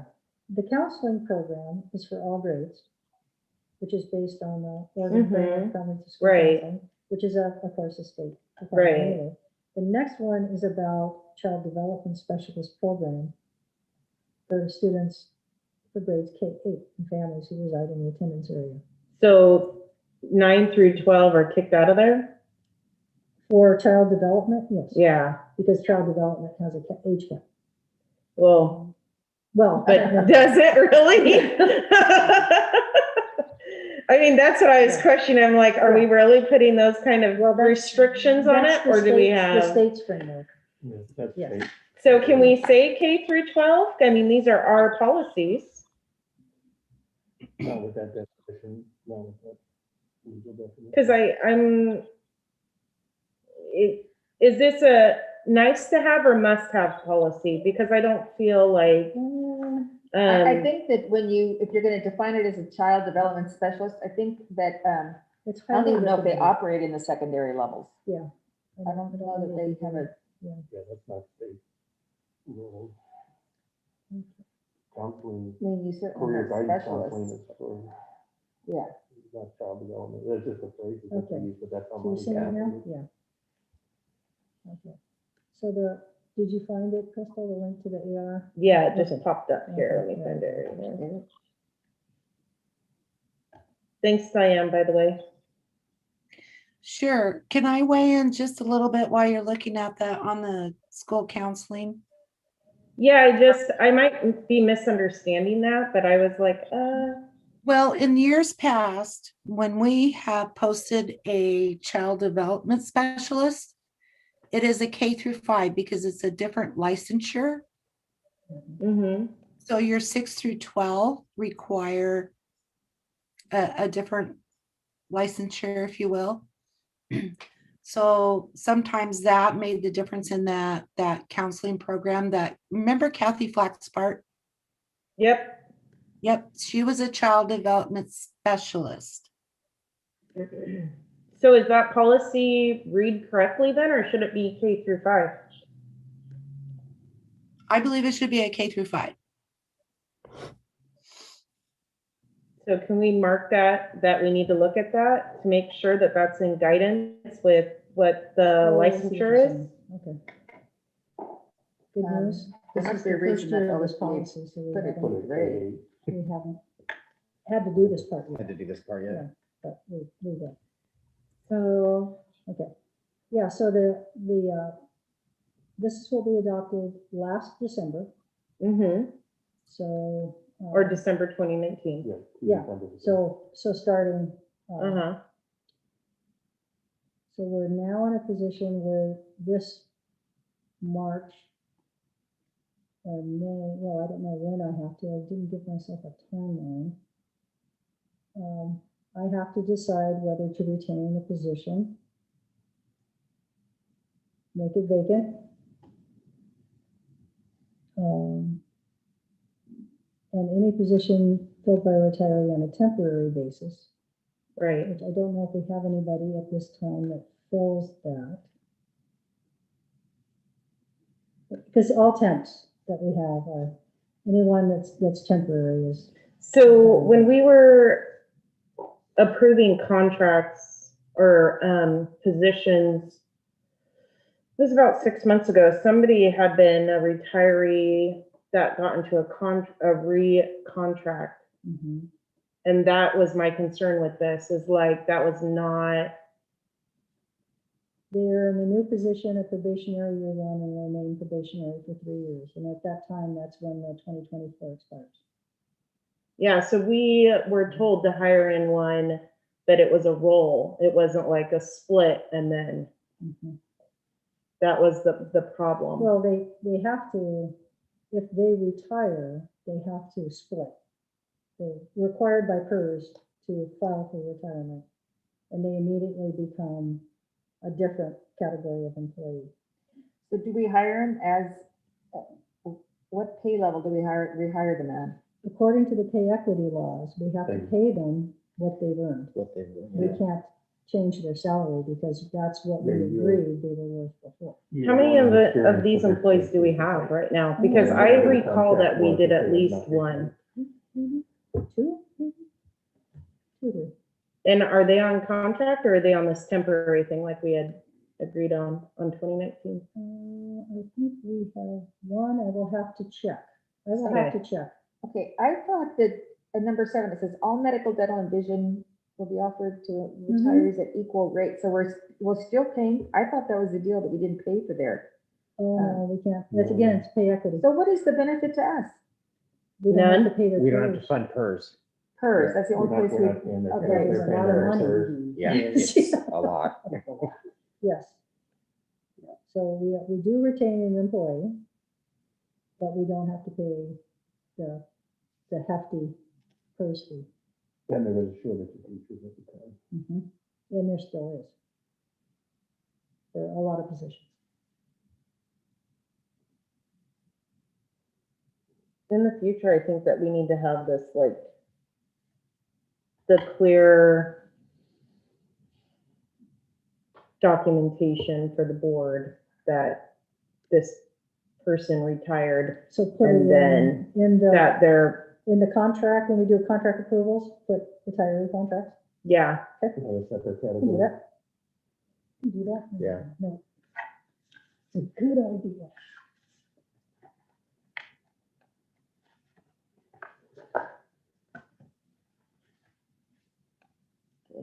Yeah, that helps a lot. That AR helps me doing that kind of.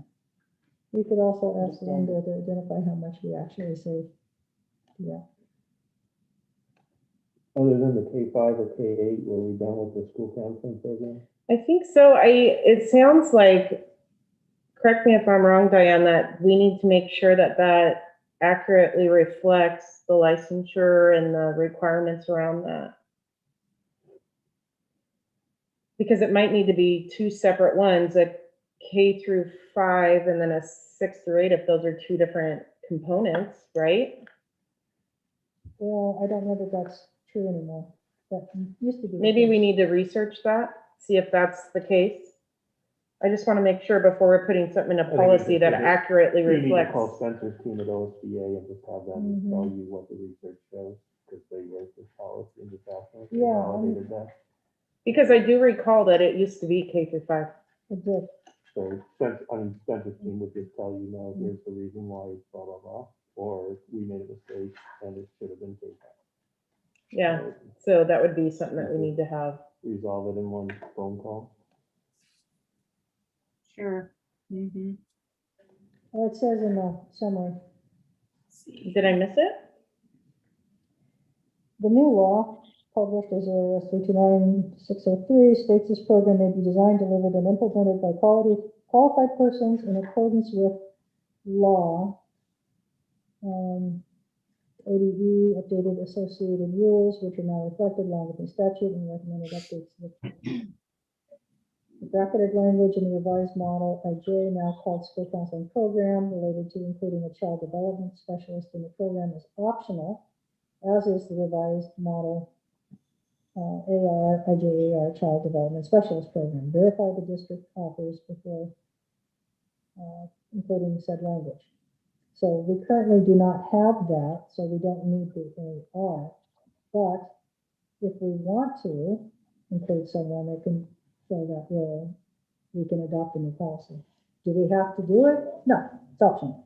But is this going to help us gain somebody like that if we need them? It may. Yeah. Does this fall under the, It allows us to do that. what's that, is it SSA? SIA? Does this, It's will the- that help with that? Do you know Yes, what it I'm saying? could. Yes, because the child development specialist is very different from the school counselor. Right, Mhm. okay. I think, so, but they still didn't address the K through 8 versus the K through No, I 5. think that's a change. I think that's a change. Can we just validate that before Sure. we approve it into policy? Yeah. Diane, do you want to look that up for us? Sorry, Diane, To thank see if there's you. been a change in the. Oh, no, absolutely. This is my favorite thing to do. I like policies. Good. Policies are my deal. The AR is crossed out on our agenda, so if we Yeah. want to consider the AR, we need to. Yes, research I that. will. I will find out. Let me just recap real quickly. Good. You want to make sure that this is just a K through 5? You know, we want to know if it's changed where K through 5 has now become K through 8. K through Because it 8. used to be K through 5. Confirm that it's K-8 instead of K-5. Gotcha. Confirm or deny? Like a Yep. new-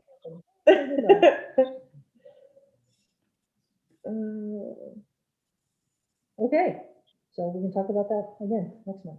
Okay, and then we're on the IKFB equity statement. I was interested on the activities of cultural significance Yes, will be yes. part of the district's Yeah. planned Well, I graduation wish program. Ricardo was here to talk about this.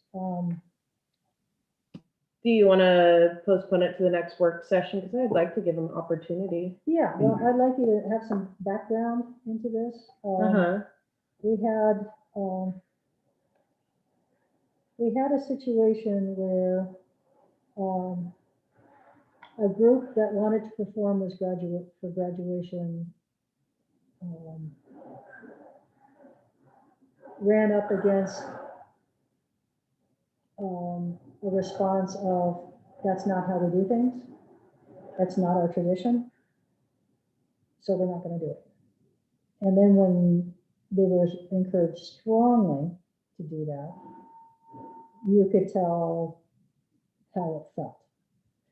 So the kids, as a result, felt not included, like they weren't worthy. And it wasn't, I would say, it wasn't the intention of the people who were saying that, no, this shouldn't be done, it has to be tradition. But that was the impact. And it severed a relationship, and it broke a lot of trust. And part of it was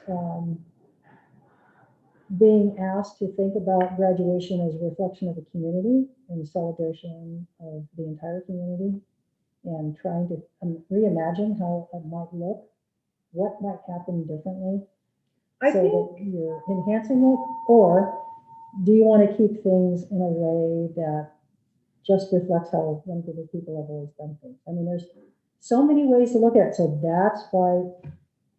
and it's here to think recall, about it. I recall this situation that you're talking about. Yeah. And I think there was a secondary piece Mm-hmm. that the cultural aspect of it was not current students. So if we're gonna have this kind of information in there, then we need to make sure that we also have in there that it's the students involved. Yes. Because I think that was the secondary piece that raised questions Yes.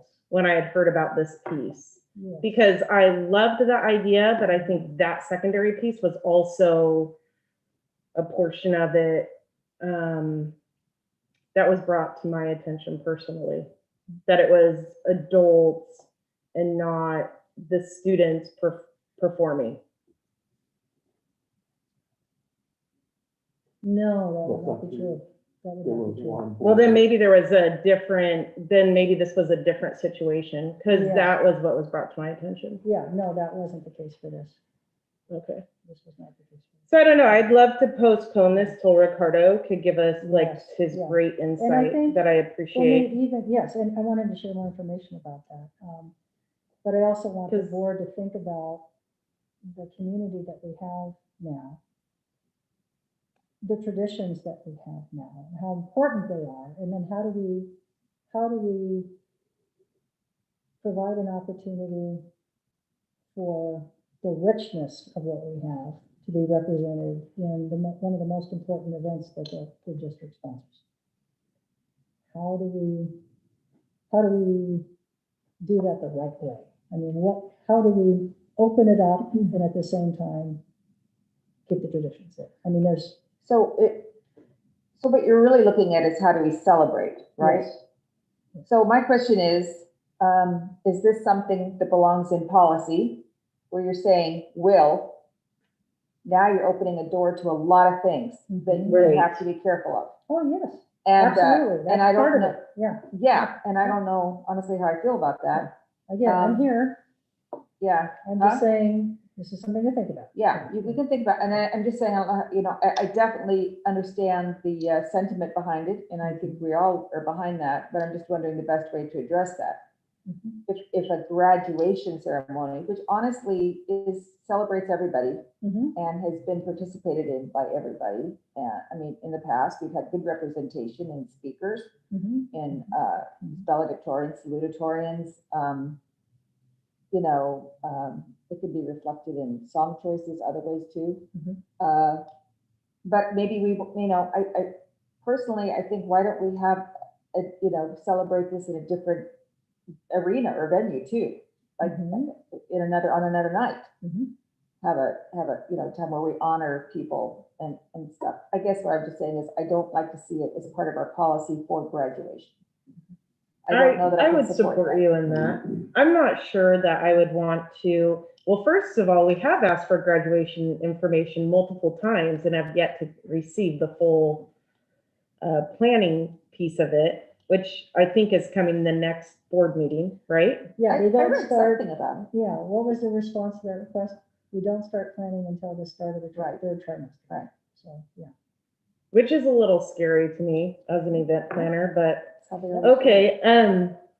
So the other thing is, I would agree, I'm not really sure if I want this in policy, this kind of statement. But I do totally support that cultural significance piece. And I would love to hear Ricardo's thing on that. So that's my spiel.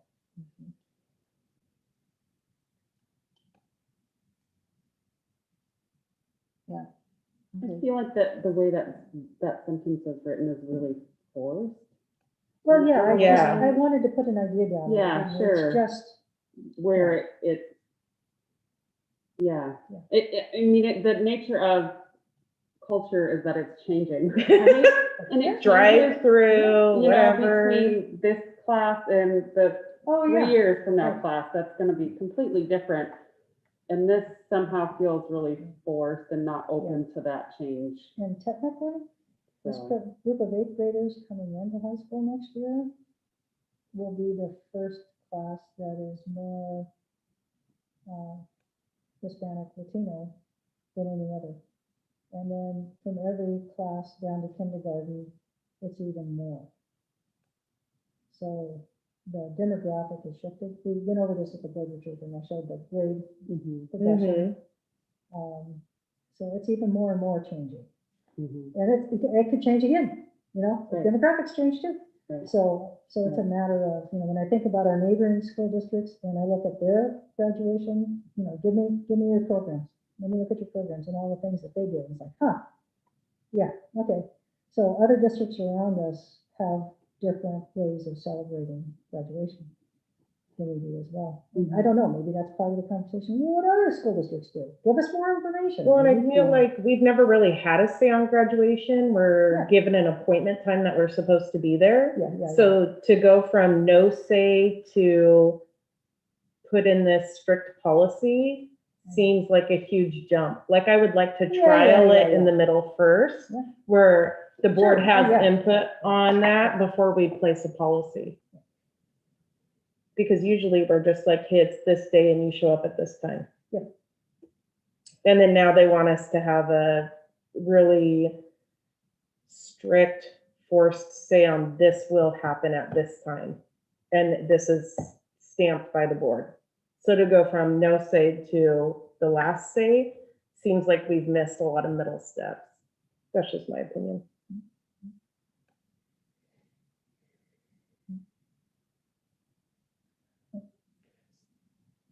Is there a way that we could empower the graduating class to be able to weigh in? Yeah, this year is the first time they're including students in the planning. the first year? The first year what? That they're including students in the planning. Wow. Yeah, that's good. It's, Well, that's the way to do it. I feel like it should come from the planning should come from the ground up. Yeah. You know, our job is to give the brief overview, or you have a valedictory, salutatory, and everything will be appropriate and, you know. But I feel like it's their, should Well, this- organically come from them. Well, in this ever-changing environment, it should come from them because they're the ones who've made this achievement. That we're celebrating them. Yeah. And What is it they're, Yeah. you know, Mhm. so. Well, I could see scenarios where, you know, we don't want to mosh pit. Yes. I don't know. At the graduation I mean, ceremony. as long as somebody However- pre-warned me. I mean, it's a, you know, very respectful evening and we It want is, it to be yeah. that way, but obviously our classes look different than they used to, and I think, you know, our ceremony needs to be a reflection of that. Well, I mean, But I don't know where that, you know, where that line, yeah, I mean, Yes. that's a reasonable question. I mean, I get, you know, I get some because there are things that probably would not be appropriate to be added to a, Yeah. and at what, you know, at what line do you draw, you know, Mhm. in trying to include everybody, at what point, you know, Yeah. does the ceremony Yeah. And you have to have, You maybe have go off time on and space tangents of requirements people who too, so. legitimately could be represented as part of, you know, the student population, but a very, you know, to mean a very tiny portion. Mhm. You don't want to alienate them as well, but I don't know. I think the kids could provide, you know, I think I would like to see it empowering to the kids to also provide some input. Right. Obviously, I think there needs to be, you know, some adult input into it, into supervision, because, you know, you don't. But there's a lot of different ways it could go too. Well, and I think flexibility is the key. Is to really have input and, you know, keep with some tradition, obviously sentimental value, but also be flexible enough to embrace the new and changing. Like 20 years ago, you weren't allowed to have purple hair and tattoos at work, but now you are, so whatever. You know, it's just, you have to be flexible, and we're celebrating the children, and so it really should be a lot about them and a little about the strict traditions that we have. I mean, I love tradition. I have very firm traditions in our family, but we're still super flexible as well. We want to be inclusive, not exclusive. So anyway, the reason this came up was because in some schools, not ours, a student participating in a district-sponsored alternative education program in some school districts are not allowed to participate in graduation. So the law is revised so that you can't do that. So if you have a student that's graduating, they're allowed to run. If they're in an alternative program. So that's why the law was revised in front of you, but I thought, oh, maybe there's an equity conversation. Yeah. You don't want to go Comments? I have a question. I hesitate to bring this up. Deciding who walks and who doesn't walk is still at the discretion of the principal, however? Well, I think that a student has to have done something that causes that to happen. And sometimes the principal's put in an awkward spot because, you know, like last year. Yeah, but there was no policy or guidance for that. Right. And so that's kind of, I think, also an equity question. But I don't know. I don't know exactly legally where that all plays out. But I think I'm gonna pass on that one. Yeah. And I think for this, you know, at the minimum, we need to adopt this for the rule change. Which rule change? The one about letting even kids in alternative education programs get to walk if they graduate. I think we already practiced that. Yeah, I thought that was, But it's not in policy. It's not in policy, but The one that's like our practice. was the one with them being able to wear their military uniform. That's passed, yeah. And that's in here too, I think. Yeah. Yeah. I thought it was interesting that they Yeah. already had to have gone to boot camp. A student No, shall it's be allowed to ROTC. wear a dress uniform issued to the student by a They branch can't, of the U.S. Army. I don't know how you're gonna do that and be in high school, but maybe you could make it work. Well, my Yeah. dad graduated early and was deployed.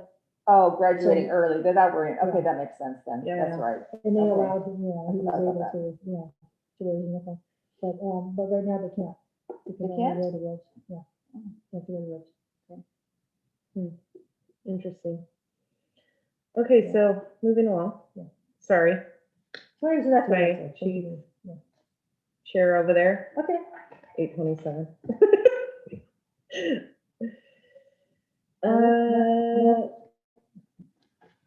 What do we got? JB? Was there anything in that one? Equal education opportunity. This is about making sure that we've met the EEO requirements for communication. And they took out socioeconomic status? That's a finance. I didn't see No, that either. they added it, I think. They added it. Oh, okay. It's just the gray. Yeah. I want to make sure. It just says we will not discriminate. We have to publish a statement. So, I'm sorry, did you say that we don't have this policy? We do, don't we? We do. This Yeah. is just a revision Oh, okay, to include a socioeconomic status. and putting it on our district website? Yes. Okay. Or we can publish handbooks, which I don't find. Nobody looks at. Website's great. Yeah. Nobody wants to touch that many pieces of paper. Yeah. I know, especially, yeah. And then the threats of violence. What do we have right now? Superintendent or principal? Oh, let me look at this one, make sure I got this right. I think we have the principal. Because they're the person closest to the situation. Is this where Mitch should also be involved or no? No, it should be the principal. Okay, just double checking. Yeah, It should be consulted, but yes, shouldn't be in charge. but the principal should be doing the That's- communication because they're the Okay. confidential Yeah. person, yeah. Don't know the bigger difference.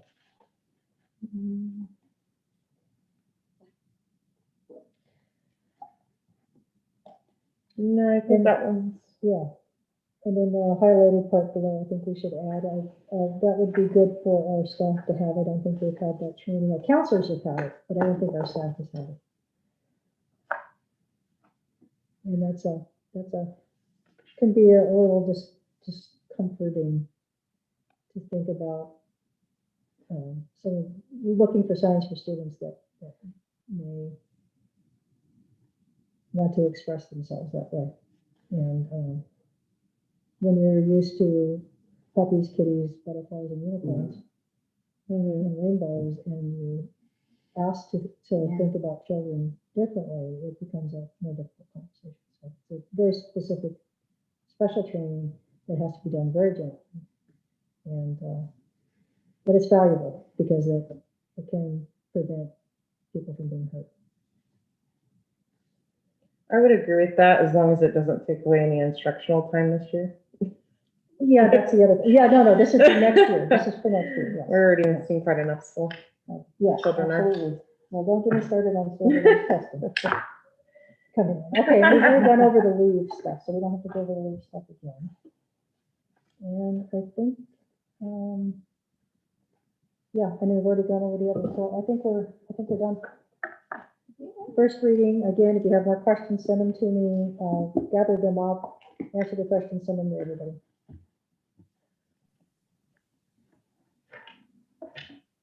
And that, I think, is the end of our agenda, is it not?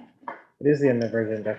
I have one thing I wanted to add. Okay. I wanted to give a shout out to Diane for always keeping me online and always Me too. providing me lots of resources and lots of options, even when I don't communicate back like I should. So I do appreciate it, Diane. I just wanted to give you a shout out at a meeting here. Oh. Thank you, Glenn. Can I just add one thing? Sure. I feel like we need a motion for the first reading. Okay, So I would Motion to accept the first reading, or- I would entertain a motion. Are we going to, I'll move we accept the policies listed in the agenda and as amended and needed for further research as discussed in today's workshop. So moved. I'll second that. any discussion? For first reading. For Yep. first reading, sorry, I should have said that for first reading. Thank you. Because we vote on this, correct? Yeah. Motion. Any discussion on that? It's been so long since we. I know.